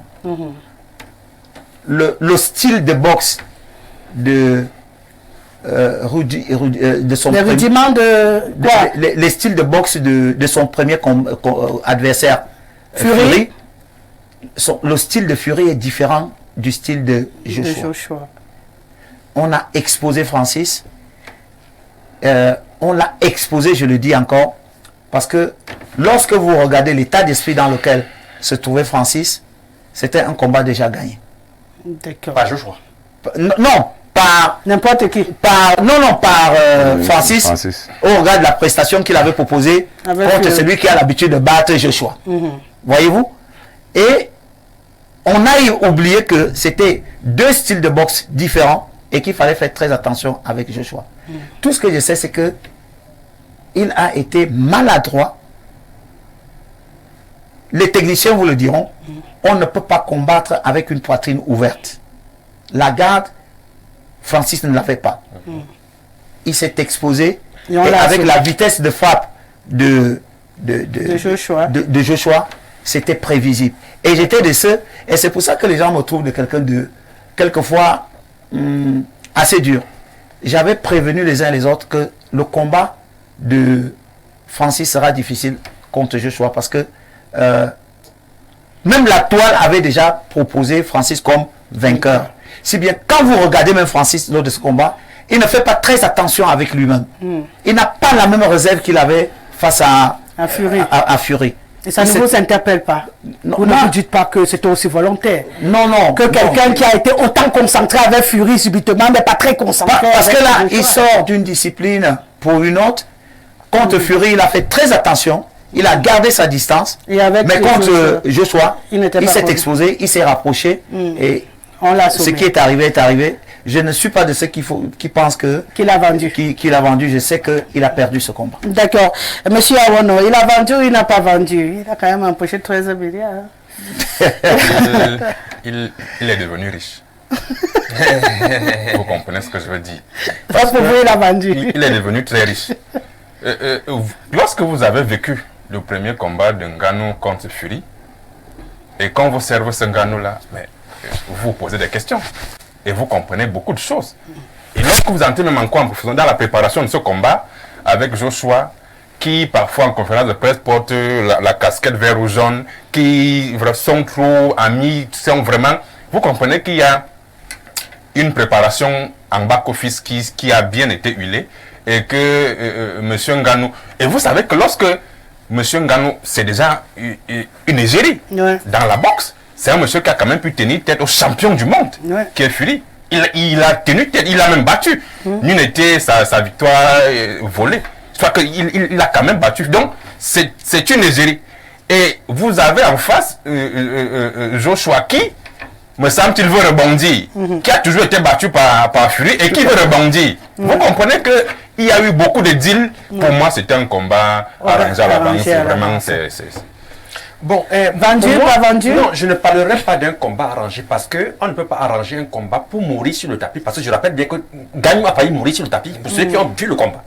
Et la preuve, c'est que immédiatement après le combat, on l'a hospitalisé. Bien. Donc moi, je pense plutôt, je vais plutôt, n'est-ce pas, m'allier à cet homme politique qui disait, notamment Célestin Djamène, qui a dit que, je crois que c'est vrai, sans avoir toutes les preuves, que Ngannou aurait été drogué à son propre insu. Ah, d'accord. Donc toi, tu passes sur la thèse de qu'on a drogué Ngannou pour... Je crois que Ngannou aurait été drogué à son propre insu. Comment expliquer que Ngannou, qu'on connaît, n'est-ce pas, pour sa rigueur, pour sa fermeté, n'est-ce pas, sur le ring, avec l'un des boxeurs les plus forts du monde, il n'a pas de défense. Mais la seule explication, c'est un combat arrangé. Ça veut dire que, n'est-ce pas, avant Ngannou sur le ring, n'est-ce pas, il a dit que il n'était pas en lui, je peux dire comme ça. Bon, il faisait un peu, il n'était pas en lui. Sans savoir lui-même qu'il n'est pas en lui. Ah, d'accord. Oui. Donc le gars était drogué, quoi. C'est pour ça qu'il a mis la jupe. Je crois qu'il était drogué. D'accord. Ngos, vendu, pas vendu ou drogué, comme lui le dit. Trop facile à dire. Trop facile à dire, mais il y a des indices qui ne trompent pas. Voilà. pour ceux qui ont suivi les différents combats de Mike Tyson, à chaque combat, il y avait un certain sérieux. Ouais. Après le combat contre Fury, il y a eu trop de fêtes, trop de déconcentration. Et pendant la préparation, vous comprenez que c'est comme il disait tout à l'heure, qu'il y a quelque chose en back-office. Ouais. Ou qu'il y avait quelque chose. Parce que on a montré à la sortie des séances d'entraînement, hein, il est allé déjeuner avec la famille de Fury. Ouais. Ce qui ne se fait généralement pas de Joshua, pardon. Donc, ce qui ne se fait généralement pas. C'est ce qui nous amène par moment à réfléchir, à se poser la question de savoir, comme le grand frère disait tout à l'heure, il n'y avait pas de protection. Ouais. Parce que quand on voyait le combat de Ngannou contre Fury, c'était un combat, c'est-à-dire de titans. Mais comment vous l'appelez, Joshua est allé jusqu'à demander que Ngannou signe certains engagements avant le combat. Et après, il s'est dessaisi de cela. Donc moi, je pense que le combat a été biaisé parce que nous, on connaît que Don King, ceux qui ont connu, comme le grand, et connaît la boxe, le travail de Don King. Oh, yeah. On a vu ce que Tyson a payé comme prix. Voilà, donc, peut-être, je ne dis pas que notre compatriote est dans cette voie-là, mais il faut savoir que dans la boxe, il y a énormément de mafia. C'est ça. Il a embauché 13 millions. D'accord. On va clôturer en regardant cette vidéo parce qu'après la sortie de Mike Tyson, qui a été son entraîneur à un moment, qui était très en colère. Je vous connais, voilà. Il a été extrêmement en colère. Que la mafia de la boxe est en train de faire ses merveilles et qui était très énervé sur cette rencontre. Ça poussait tout le monde à aller funer un tout petit peu pour vérifier si vrai ou faux. Il y a trucage. Alors, nous, on a eu cette vidéo au ralenti pour qu'on puisse regarder les coups de poing quand même pendant cette boxe. Merci à la réalisation. Merci à la réalisation de nous permettre d'avoir cette vidéo. Merci.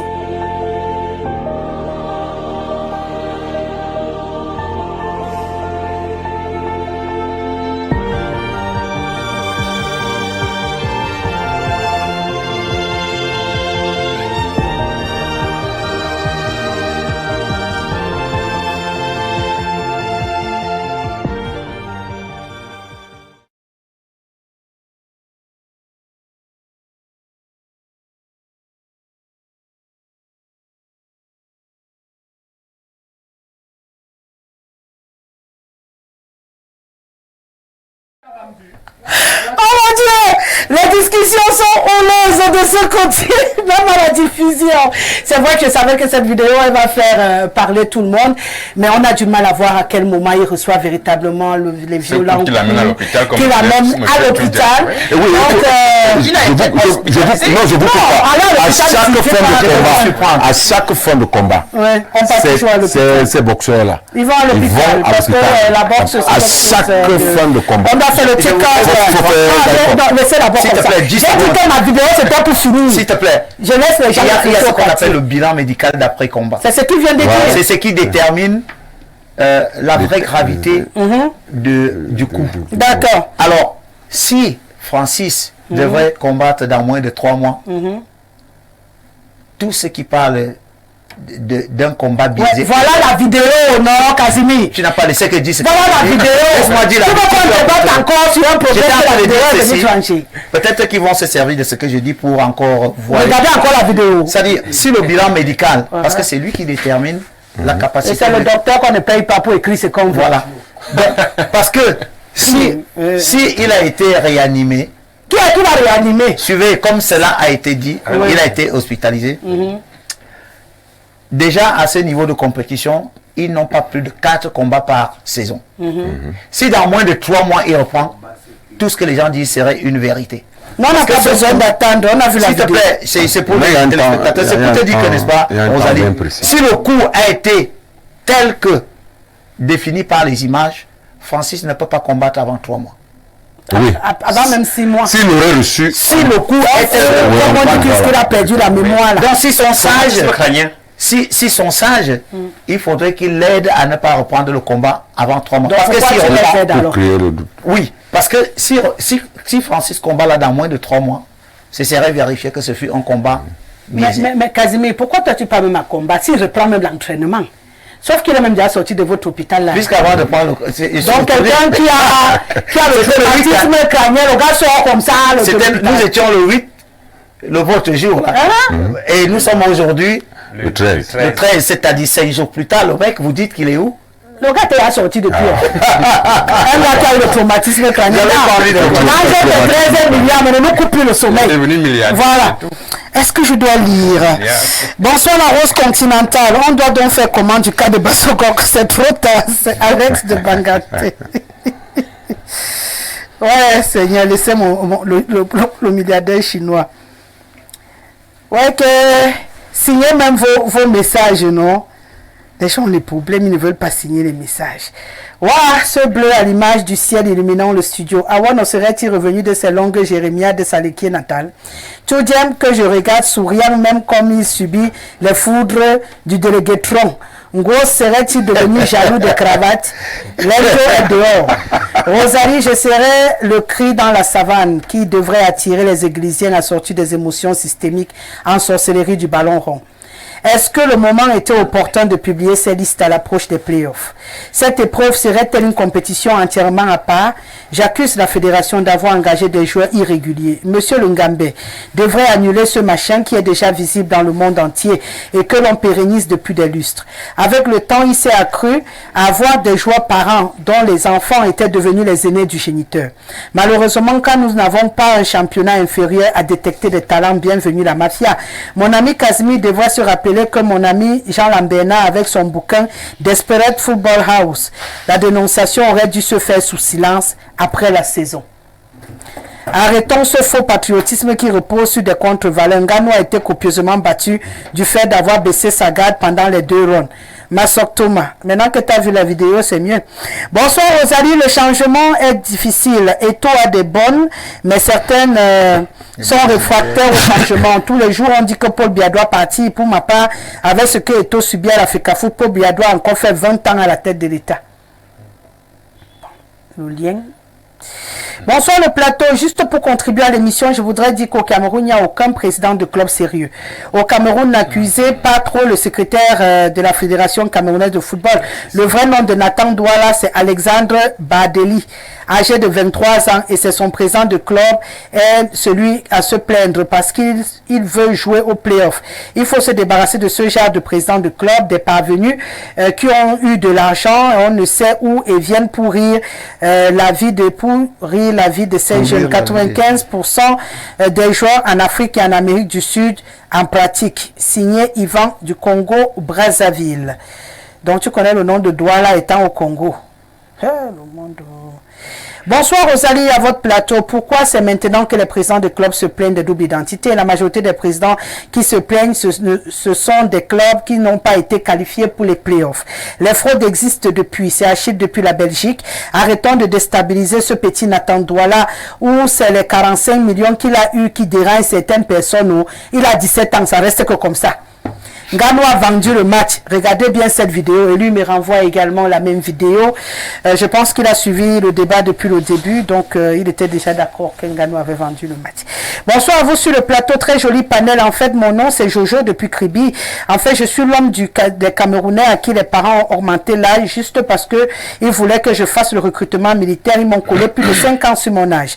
Et comme je le disais, il n'y a aucun bénéfice dessus. Ça va te rattraper après. Quand tu es en retraite très vite aussi. Bon, et que tu seras encore en forme. Ouais. Bonsoir Rosalie, à tout ton panel. Nous sommes habitués aux fraudes et aux doubles identités, surtout dans le cas du Cameroun. La fraude vient tout simplement du système de Biya. De Biya Kadbo. D'un système où la politique se met de tout, donc c'est pas seulement dans le domaine du sport. Si vous enquêtez, vous verrez que c'est plus grave à la fonction publique. Il y a des personnes qui travaillent avec des noms et âges des membres de leur famille, mais après enquête, il s'avère que le président de la FECAFOOT n'avait pas d'autre choix que de sacrifier le petit Douala Nathan, sinon c'est le Cameroun qui devrait subir les sanctions au niveau de la CAF et ça pouvait nous empêcher de jouer 2 CAN au moins. Vraiment, chers Camerounais, vous êtes de mauvaise foi. Ngannou ne peut pas battre Joshua. Si moi j'étais à la place de Ngannou, les 13 milliards, je prépare ma retraite avec ça. Mais il est têtu. Qu'il continue d'aller manger le coquille après chaque bastonnade dans les rings. C'est Pancras depuis Guidère. Oh là là, pasteur Gaban. Bonsoir ma fille Rosée. J'ose croire que tu te portes bien. Quand tu me regardes, je suis encore debout. Hein. C'est vrai que c'est pas la totale forme, mais ça va. Bonsoir Rosalie, je demande aux syndicalistes enseignants de nous dire s'il est sûr des âges de tous ces élèves qui ont sur leur carte scolaire. Vraiment, la critique est très facile. Ce n'est pas la faute de la FECAFOOT, Jules depuis Douala. Il n'est pas chef d'établissement. Donc, il ne peut pas maîtriser les âges des élèves qui ne recrutent pas. Donc, la comparaison, j'ai répondu pour vous, n'est-ce pas? Okay. Bonsoir, Madame Rosalie, à tes invités. Je pense que pour cette affaire de double identité, les responsabilités sont partagées. Il aurait été préférable que la FECAFOOT le fasse à la fin du championnat. Mais il faut dire que ces gars sont présumés avoir une double identité. Maintenant, tout le monde entier tire sur la Fédé. Si elle avait cela en amont ou en aval, les Camerounais seraient les premiers à dénoncer l'opacité de la fédération. Je pense que le véritable problème de ce pays, c'est que tout le monde est expert en tout. Arrêtons avec toute cette mascarade médiatique et argumentaire. Léo depuis Polytech. Je vais avoir du temps pour parler quand même des enseignants. Oh là là. Il faut que je parle des enseignants. Hein. Donc je vais m'arrêter là. Je vais m'arrêter parce que... Vous êtes trop nombreux. Il y en a même qui ont des questions. Bon, je pars quand même au Burkina. Si je ne prends pas notre Burkinabé international, c'est compliqué. Ouais, madame, le bleu azur me rappelle la promenade des Anglais à Nice. Avec cette robe bleue, tu vas embrouiller Awono sur le plateau. Tu as vu la couleur de sa cravate et ta ceinture? Je l'ai dit d'ailleurs. Dis à Awono d'aller s'occuper du bitumage de la route qui mène chez lui. Madame, je tiens à vous dire qu'après la CAN de 2017 remportée par les Lions Indomptables, le meilleur joueur Bassogot avait organisé l'anniversaire de son fils qui fêtait ses 22 ans. À ce moment, ce joueur avait quel âge? C'est grâce à cette question de fraude sur les âges des joueurs au Cameroun. Dans tous les cas, voyagez, vous verrez que dès qu'un Camerounais présente ses documents de voyage, on le met d'abord de côté pour profonde vérification. Vous avez même déjà vendu le Cameroun. C'est le certificat de vente seulement qui reste à être délivré. Paul depuis Ouagadougou. Bonsoir Madame Rosalie, c'est vrai qu'en envoyant le dossier à la FECAFOOT, ce dossier ne comporte-t-il pas de photos? On peut changer de nom, la face ne change pas, c'est le rôle de la FECAFOOT. C'est le docteur Ibarra qui écrit depuis le Congo. Bravo et bonne modératrice. Merci Monsieur Ibarra, c'est gentil. Madame Rosalie, salut à toi et à ton panel, très bonne émission avec de belles thématiques. Rosalie, ce monsieur en lunettes noires est un adepte de l'église de Tinga. Il a d'ailleurs porté ses lunettes pour cacher sa honte de l'échec de Dadis Camara avec sa bande de malhonnête. C'est monsieur Manga depuis Yaoundé qui nous écrit. On repart au Gabon. Bonsoir Madame Rosalie, limogé par un individu, le coq sportif contrat stoppé par un même individu. Ngade Tchoupo Onana, suivez mon regard. Le général Semeng est démis de ses fonctions. On va gagner le mondial au Qatar. Rien. La CAN 0. Madame Rosalie, nous avons vu ce que Mila a fait en 90 à son âge. Nous avons vu ce qu'un Koulou Aboubakar Vincent ont fait à la CAN au Gabon. Si tout dépendait de l'âge, ce type de taux a un problème. Je vous le dis, il a un problème. Et il est venu régler ses comptes au gouvernement et à l'État du Cameroun. Jamais des élections camerounaises ont passé un sale quart d'heure que sous l'air et tout. Les sélections camerounaises ont passé un sale quart d'heure sous l'air et tout. Et les gens le laissent faire. Les joueurs sanctionnés ont-ils été convoqués pour explication avant la publication et les sanctions? C'est vrai que ça, c'est encore une autre question importante. Hein. On aurait pu commencer en sous-bassement avant de publier, parce que publier, c'est grave. Hein, c'est comme si ton patron te suspend et puis on pas fait la communication comme si on t'avait limogé. Tout le monde connaît ta punition à l'intérieur, pourtant l'administration exige qu'il y ait un secret jusqu'à ce que ça arrive à un degré, une certaine discrétion. Ils auraient pu mener l'enquête d'abord discrètement et quand on a les sanctions, maintenant on publie. Là, on a publié avant de demander aux gens de venir s'expliquer. C'est vice de forme. Bonsoir à vous sur le plateau. Pour moi, il s'agit là d'un jeu de divertissement à l'endroit de la FECAFOOT. Montrez-nous un joueur au Cameroun chez les Lions là qui a une identité fiable. Quand vous-même vous voyez le jeune Douala là, il a 17 ans. En tout cas, hein, c'est Vincent Ateba depuis Yaoundé. D'accord, même s'il n'a pas 17 ans, vous êtes obligé de dire à haute voix. Les autres combats du Cameroun, on connaît. Allez, on va parler un peu d'éducation. Je démarre avec vous parce que je sais que vous êtes sûrement très furieux. Tout le monde a vu cette vidéo. On va la regarder directement, cette vidéo, pour entrer dans ce sujet de ce délégué régional des enseignements secondaires pour la région du Nord Cameroun qui a donc parlé devant les élèves au rassemblement. Et ça a tué tous les enseignants de la zone Kahama. Oui, je suis clair là-dessus, monsieur le proviseur. Si un seul jour, on me dit un surveillant général ou un chef de travaux a porté la main sur un élève, il sera relevé. Il sera relevé.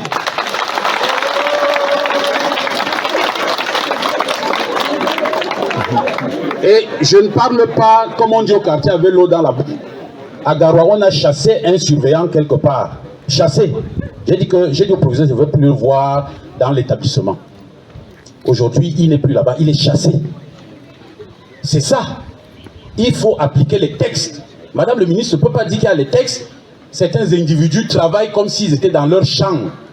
Non, non, non, non. Tout le monde. Je crois que je parle, tout le monde qui est là, les enseignants et les membres de l'administration, tout le monde m'écoute. Je parle à tout le monde là. Et à toute la communauté éducative du lycée technique de Touboro. Monsieur le délégué va suivre cette affaire. Dès qu'il y a un cas, vous nous signalez, on le suspend. À la minute qui suit, on met quelqu'un d'autre à la place. Merci. Ça, c'est le coup du gueule du délégué régional. Applaudissez pour le délégué. Merci. C'est un comédien. C'est un comédien, monsieur Casimir. Bon, je crois que... On a envie de rire, mais on a les larmes aux yeux, monsieur. Voyez-vous, lorsque vous êtes quand même une personnalité... Bon, apparemment, Casimir a même déjà démarré. Comme d'habitude, Allez-y, monsieur Casimir, allez-y. Je crois qu'il vous étiez encore très touché par... Il ne devrait pas se plaindre parce que c'est de leur domaine. Mais je dis, il y a quand même des postures qu'il ne faut pas dégager lorsque vous êtes dans un milieu spécifique comme celui de l'éducation. Ouais. Parce que les enfants veulent de vous un modèle. Et ça, moi, je l'ai trouvé là comme un comédien. Peut-être qu'il avait un message qui voulait bien passer, mais ce n'est pas de cette manière. Il avait une autre posture à dégager parce qu'il veut que les gens soient un peu plus sérieux. Car moi, entraîneur de football, je ne dirais jamais à un footballeur que tu es un mouilleur. Ça, ce n'est pas une expression pédagogique. Je ne dirais pas à un proviseur, à un enseignant qu'on l'a chassé. Il y a des expressions qu'on ne peut pas dire lorsqu'on est à côté des enfants. Donc moi je l'ai trouvé comme un comédien. Il n'y a pas de la personnalité, de la responsabilité. Je crois que c'est le président de la République qui l'a souvent dit, il faut quand même un peu d'élégance quand vous voulez passer un message. C'était un peu ordurier là. J'exagère, mais c'est vrai, quand on est quand même dans le cadre éducatif, il y a des postures pédagogiques qu'il faut dégager parce que ça permet aussi à l'enfant d'avoir de l'admiration pour vous. Est-ce qu'il avait besoin de dire qu'on applaudisse pour lui? Avait-il vraiment besoin de dire qu'on applaudisse pour lui? C'est les enfants qui sont fiers de leurs responsables, qui parlent, qui passent un message intéressant, qui suscite les applaudissements. De toute façon, je regrette parce que c'est un responsable, je pense. Si c'est un délégué, ma foi, il y a une posture qu'il faut avoir outre celle-là. Un délégué régional. Vous allez clôturer, ou plutôt tout à l'heure. Je reviens vers vous. C'est compliqué, hein? Et surtout, quand on écoute son discours, il donne le pouvoir aux élèves. Déjà, on a un sérieux problème de discipline au Cameroun, avec des élèves du secondaire qui matraquent radicalement les enseignants et autres. Et que le délégué régional des enseignements secondaires, lui, vient se tenir à la fin, il dit applaudissez pour monsieur le délégué. On a l'impression, finalement, que les gens cherchent l'assentiment des enfants au lieu de prendre leur place de responsable et de discipliner les enfants. Jusqu'à dire, non, si un surveillant général lève la main sur un enfant, on va le virer. Je crois que je serais plus dur que Casimir. Ce type de vulgaire personnage ne devrait pas exister dans un pays sérieux. Et il se dit être délégué régional des enseignements secondaires. En plus. Je dis que comment on fait pour que des friperies humaines comme celle-ci puissent arriver à ce niveau de responsabilité dans un état sérieux? Comment on fait? À l'éducation en plus. Comment on fait? Il parle aux élèves. Il parle aux élèves, le Cameroun de demain. Et regardez comment il parle des enseignants. Regardez comment ce monsieur parle des enseignants. Mais c'est terrible. Comment on fait pour que ce type de personnel arrive à ce niveau de responsabilité? Il a fait comment? Est-ce qu'il a été délégué d'arrondissement? Est-ce qu'il a été délégué de département? Parce qu'il n'a aucune expérience. On a l'impression d'avoir un voyou qu'on a pris au casier, qu'on a habillé avec la veste extra, qui est venu se passer devant les élèves. Avec un langage aussi ordurier, il parle aux responsables comme des enseignants. Il dit chasser. Mais les fonctionnaires, les enseignants, c'est les fonctionnaires. Ils ne doivent pas être chassés par un délégué régional. Chasser, relever de leur fonction. Mais c'est terrible. Il faut à un moment donné qu'on soit sérieux dans ce pays. Il faut qu'on soit sérieux. Ce type ne devrait pas. C'est-à-dire que c'est un voyou qui doit rester au quartier. Quelle leçon il a donnée là alors? Vous n'avez pas vu la leçon? La leçon, c'est pour conclure, il dit le délégué a fait son show à policier pour moi. Mais c'est terrible. C'est un voyou, ce monsieur. Comment il fait? La question principale, c'est comment il fait pour arriver à ce niveau de responsabilité, étant aussi voyou, étant aussi vulgaire. Comment il fait? C'est parce qu'on n'est pas dans un pays sérieux. C'est parce qu'on est dans un pays où il n'y a pas un profil de carrière, où les fonctionnaires n'ont pas un profil de carrière. On est dans un pays où quelqu'un peut sortir de l'école aujourd'hui, demain il est proviseur. C'est comme ça. C'est-à-dire que vous avez quelqu'un qui devient fonctionnaire après 2 ans de service, il devient chef, il devient directeur. C'est-à-dire qu'il n'y a pas un profil de carrière qui est clair. Parce que son père est ministre, parce que son grand-père est secrétaire général quelque part, il devient ce qu'il est. Et il se croit tout permis comme ça. Je suis sûr que ce monsieur doit avoir un grand-père qui est quelque chose de la République, ou alors un cousin ou un père, ou un oncle, parce que vous ne pouvez pas vous agresser comme ça aux enseignants. Dit, il sera chassé. Comme on a chassé l'autre là-bas. On a chassé l'autre dernièrement. Il faut qu'on soit sérieux. Si on était dans un pays sérieux, ce monsieur ne devrait même plus faire 24 heures là. On devrait les débarquer depuis. Mais je suis sûr qu'il est là et il sera toujours là. Parce qu'on n'est pas dans un pays qui gouverne malheureusement. Il y a un qui avait filmé comme ça, après il est encore là. Vous voyez, ce que je peux dire, c'est que si le gouvernement, n'est-ce pas, était très attentif par rapport à tout ce que nous faisons dans le cadre des activités syndicales, ces choses-ci-là ne se passeraient jamais. Et je veux vous dire que un délégué comme celui-ci, par rapport à ce que nous avons suivi de sa bouche, ça c'est des gens qui achètent les postes. Nous avons toujours combattu contre le monnayage des postes de responsabilité, aussi bien à la base, au secondaire qu'au supérieur. Voilà les gens qui achètent les postes de responsabilité pour devenir ce qu'il est. Et je vais vous dire ici là que je vais vous parler comme un prophète, sans être prophète. Lui, il ne sera jamais inquiété. Il ne sera jamais inquiété ni par le ministre, ni par le PM, ni par le chef d'État. Il va rester là jusqu'à aller en retraite. Parce qu'il sait combien il a débarqué pour être là. Et puis, ce qu'il fait, ce qu'il dit là, n'est-ce pas, il est dans le prolongement de sa hiérarchie. Hein. N'oublions pas que l'année dernière, le ministre des enseignements secondaires, Mme Naloba, qui nous écoute en ce moment, a écrit un communiqué, une circulaire, dans laquelle elle demandait aux enseignants de ne plus faire usage de la chicotte dans la classe. Et un autre communiqué du ministre disait que elle donnait l'autorisation aux filles enceintes de fréquenter comme si de rien n'était. C'est-à-dire que si la fille est enceinte en première, en sixième, en terminale, elle va à l'école, on ne l'inquiète pas. Vous voyez, voilà autant, n'est-ce pas, voilà autant de décisions qui confinent les élèves dans l'indiscipline. Et lorsqu'il parle comme ça devant les élèves, à la fin il a dit, j'ai fini mon show, applaudissez pour moi. Mais les élèves ont applaudi, effectivement. Les élèves ont effectivement applaudi, sans savoir que les intimidations qu'ils donnent aux enseignants, là, vont, n'est-ce pas, ce sont ces élèves qui sont les perdants. Lorsqu'on demande à un enseignant, n'utilise plus la chicotte, on gronde un enseignant devant les élèves. C'est diminuer son autorité. Et qui est perdant en ce moment-là? C'est beaucoup plus l'élève. Parce qu'il a même fragilisé, n'est-ce pas, le travail de l'enseignant. Qui n'aura plus d'engouement. Il fragilise son travail. Et j'ai toujours dit sur ce plateau que aucun enseignant du primaire, du secondaire, du supérieur, personne ne prend la chicotte parce qu'il veut taper sur l'enfant. La chicotte, c'est un moyen, n'est-ce pas, de dissuasion. Tout simplement. On utilise la chicotte que, n'est-ce pas, dans les cas les plus chroniques. Vous voyez? Donc, lorsqu'un responsable parle comme il a parlé là, ce sont des gens qui sont arrivés là où ils sont, n'est-ce pas, à coups de millions. À coups de millions de francs, c'est pas, je le dis autrefois. Son père ministre, ou son grand-père ministre. Monsieur Ngos, pour l'instant, tous les seigneurs de la CRE de cette partie du Cameroun sont très en colère. Ils demandent sa destitution de son poste de délégué. Pour eux, les propos qu'il a usés lors de ce discours sont désobligeants, offensants, arrogants, parce que je cite le mot stigmatisant, blessant. Et ils regrettent qu'au lieu de résoudre les problèmes du manque d'enseignants qu'ils ont dans cette partie du Cameroun, des infrastructures et de tous les problèmes qui menacent l'enseignement, qu'il aille se concentrer à soulever les élèves pour rendre encore la tâche tellement compliquée qu'il demande aujourd'hui à la tutelle de le débarquer, de l'enlever de là-bas parce que ça risque de compliquer encore le peu de cohésion qui existait entre les enseignants et leur administration dans cette partie du Cameroun. C'est intolérable ce discours de monsieur le délégué. Le gars dit qu'il faisait son show, il fallait l'applaudir à la fin.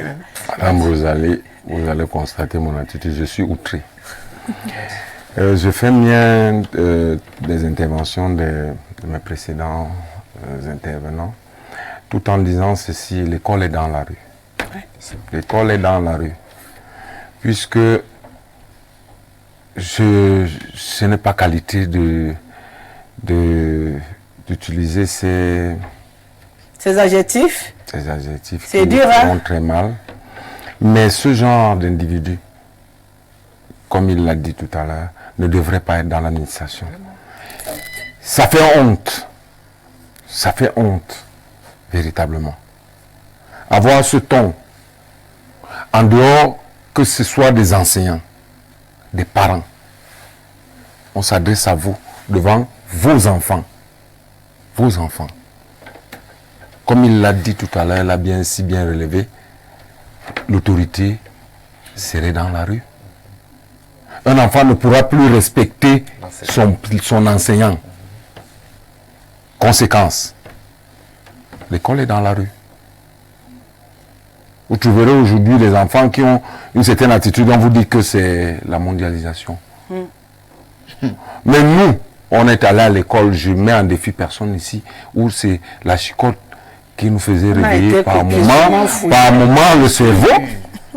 J'avais un enseignant au CM2 qui, chaque lundi, vous êtes fouetté si jamais vos devoirs ne sont pas à jour. Aujourd'hui, l'enfant n'a même pas payé, il ne fait pas ses devoirs, il part à l'école lundi. Je rappelle que ceux qui regardent cette émission et qui ont fait Montesquieu savent, M. Baraba Noble Samuel, le directeur, vous avez moins de 10 de moyens de vous fouetter devant tous les élèves à la rentrée.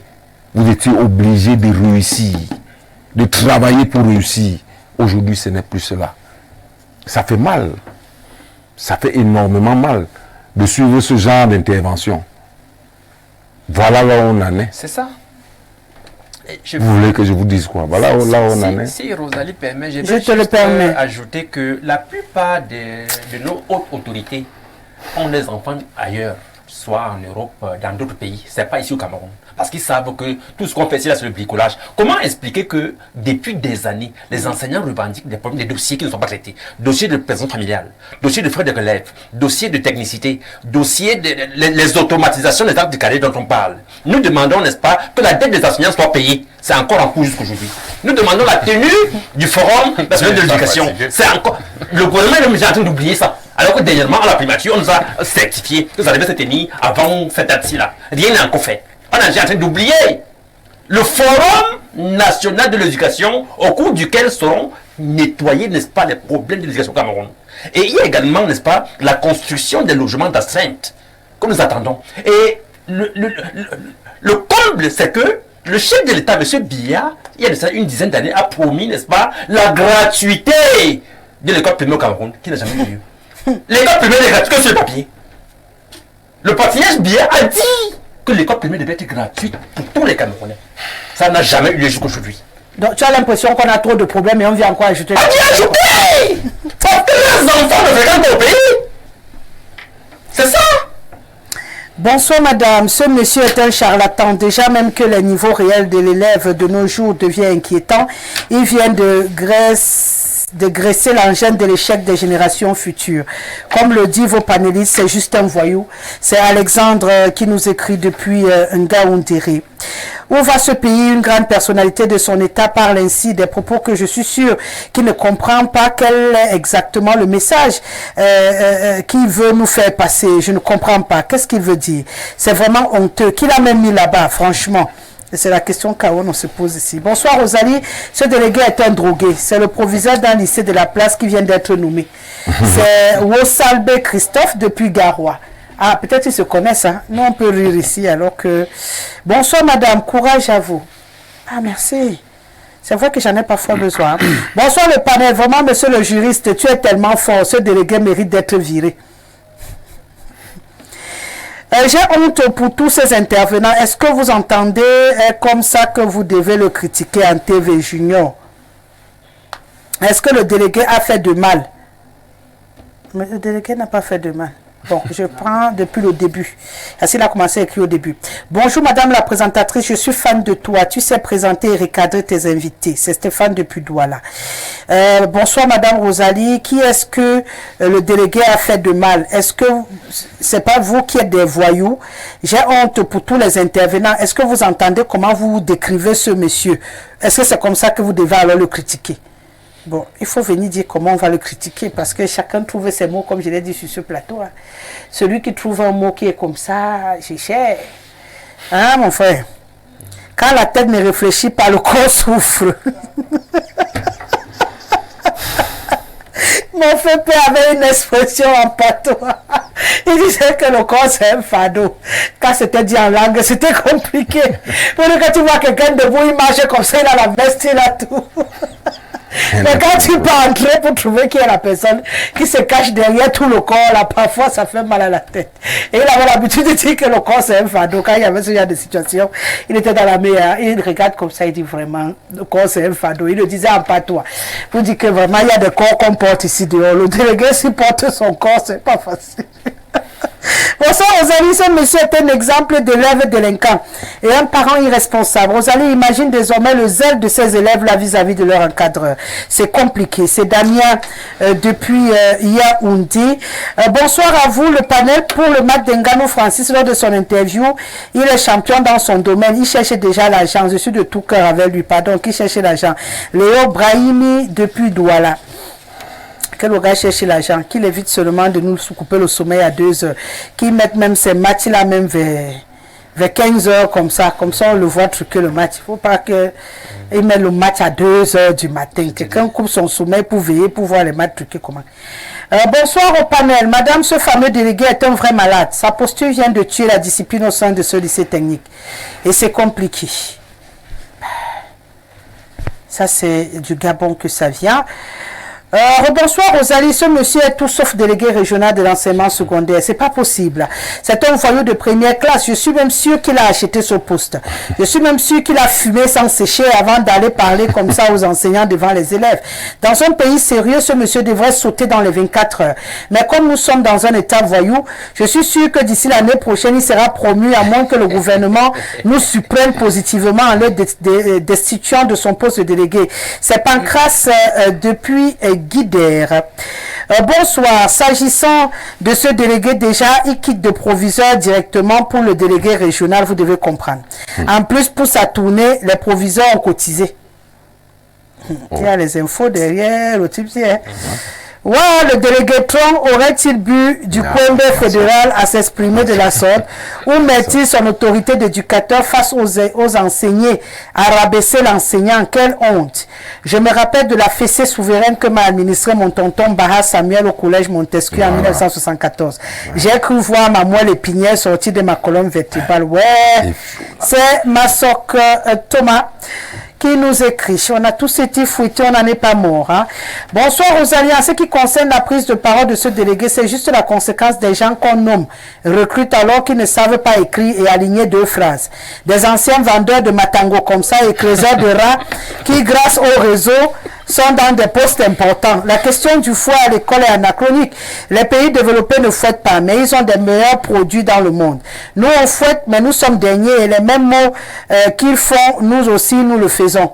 Mettre le fouet n'est donc pas la garantie du succès. Le fouet peut effectivement dissuader les élèves, comme il peut aussi faire l'inverse. Je pense qu'il faudrait une véritable étude scientifique qui démontre l'efficacité au nom du fouet, avec des chiffres, des statistiques et non des on-dit des uns ou des autres. Bref, Rosalie, l'éducation au Cameroun a recommencé de A à Z. C'est Franck depuis Emana. Autre réaction, bonsoir à vous sur le plateau. Je voudrais vous rappeler, dans ce milieu, il y a ceux qui sont entrés dans ce ministère comme contractuels, pas de niveau. Celui-là ne peut que être là-bas au nord. Yves Ahmed Medio depuis Douala. Comme pour dire quoi. Bonsoir à tous. Si moi j'étais enseignant dans cette zone, ce monsieur allait se faire fouetter aujourd'hui même. Et nous allions attendre la suite. Qui a dit dans l'administration qu'on gronde, on insulte? C'est qui? Pas moi, je refuse ça avec toute mon énergie. C'est Franck depuis Bokito. Donc si c'était toi, les enseignants allaient s'entendre, on le fouette, c'est ça. Et puis on attend les sentences. C'est pas mal comme idée, hein? Mais il ne faut pas penser comme ça. Bonsoir madame, ce monsieur est un danger pour les élèves camerounais. Ce monsieur est un vrai danger. Il ne mérite pas de parler au nom de la hiérarchie. Cette décision a cours chez nous, mais aucun responsable n'est venu s'exhiber de la sorte devant les enfants. Monsieur Zoalin, depuis la Côte d'Ivoire, qui nous écrit. On va à présent du côté de la Guinée équatoriale. Bonsoir le plateau, moi c'est Chrétien Défaut depuis la Guinée. Voilà un délégué régional qui encourage les enfants à faire la tête aux enseignants. Il est étonné, hein? Le monde entier est étonné. Bonsoir Rosalie, prière s'il te plaît, organiser les débats pour les commerçants. Car à l'observation, ceux qui font les mêmes activités, d'autres payent et d'autres non. C'est la fermeture des sociétés avec les impôts et tout. Regardez la marche de ce monsieur, c'est le fait de l'alcool. C'est qui doit être chassé, c'est tout. Jean dit que le délégué était sous quand il allait parler là-bas. Bonsoir à vous sur le plateau. Il n'y a plus de compétences dans le sport. Le Paris sportif achète tous les matchs. Tout est mafia. C'est Sadio depuis Kaélé qui poursuit. Madame, 2025, c'est demain. Nous verrons comment les enseignants voteront ce régime. Ils vont seulement voter. Bonsoir Madame Rosalie, ce délégué est un comédien. Il ne savait pas qu'il pouvait être délégué un jour. C'est Boris Afané qui nous écrit. Bonsoir Rosalie, le délégué est un tintin. Comment il descend les surveillants et les professeurs devant les élèves? Où va notre pays? Il faut des prières fortes pour ce pays. Ah, qui est Nalova Lyonga, c'est même quoi? Paul de Titi Garage. Il a aligné beaucoup. Mouji qui tape la tête, hein? Il est dépassé. Et c'est comment, non? Même l'éducation, ouais, RDPC. On repart au Congo. Bonsoir le panel, le combat de Francis Ngannou contre Anthony Joshua était une fraude pour redonner de la crédibilité à la boxe française après avoir terrassé Tyson Fury. Le chaos et le masque à oxygène étaient pour justifier l'argent qui devait encaisser. Le nom de l'événement, No Down, en disait tout. Hussein depuis la Guinée équatoriale. Bonsoir au panel, heureux de vous écouter une fois de plus aujourd'hui. Ce thème soumis à notre appréciation mérite d'être posé car la double identité et la fraude, c'est le propos des Camerounais. Nous faisons tout pour réussir à tout prix, à tous les prix.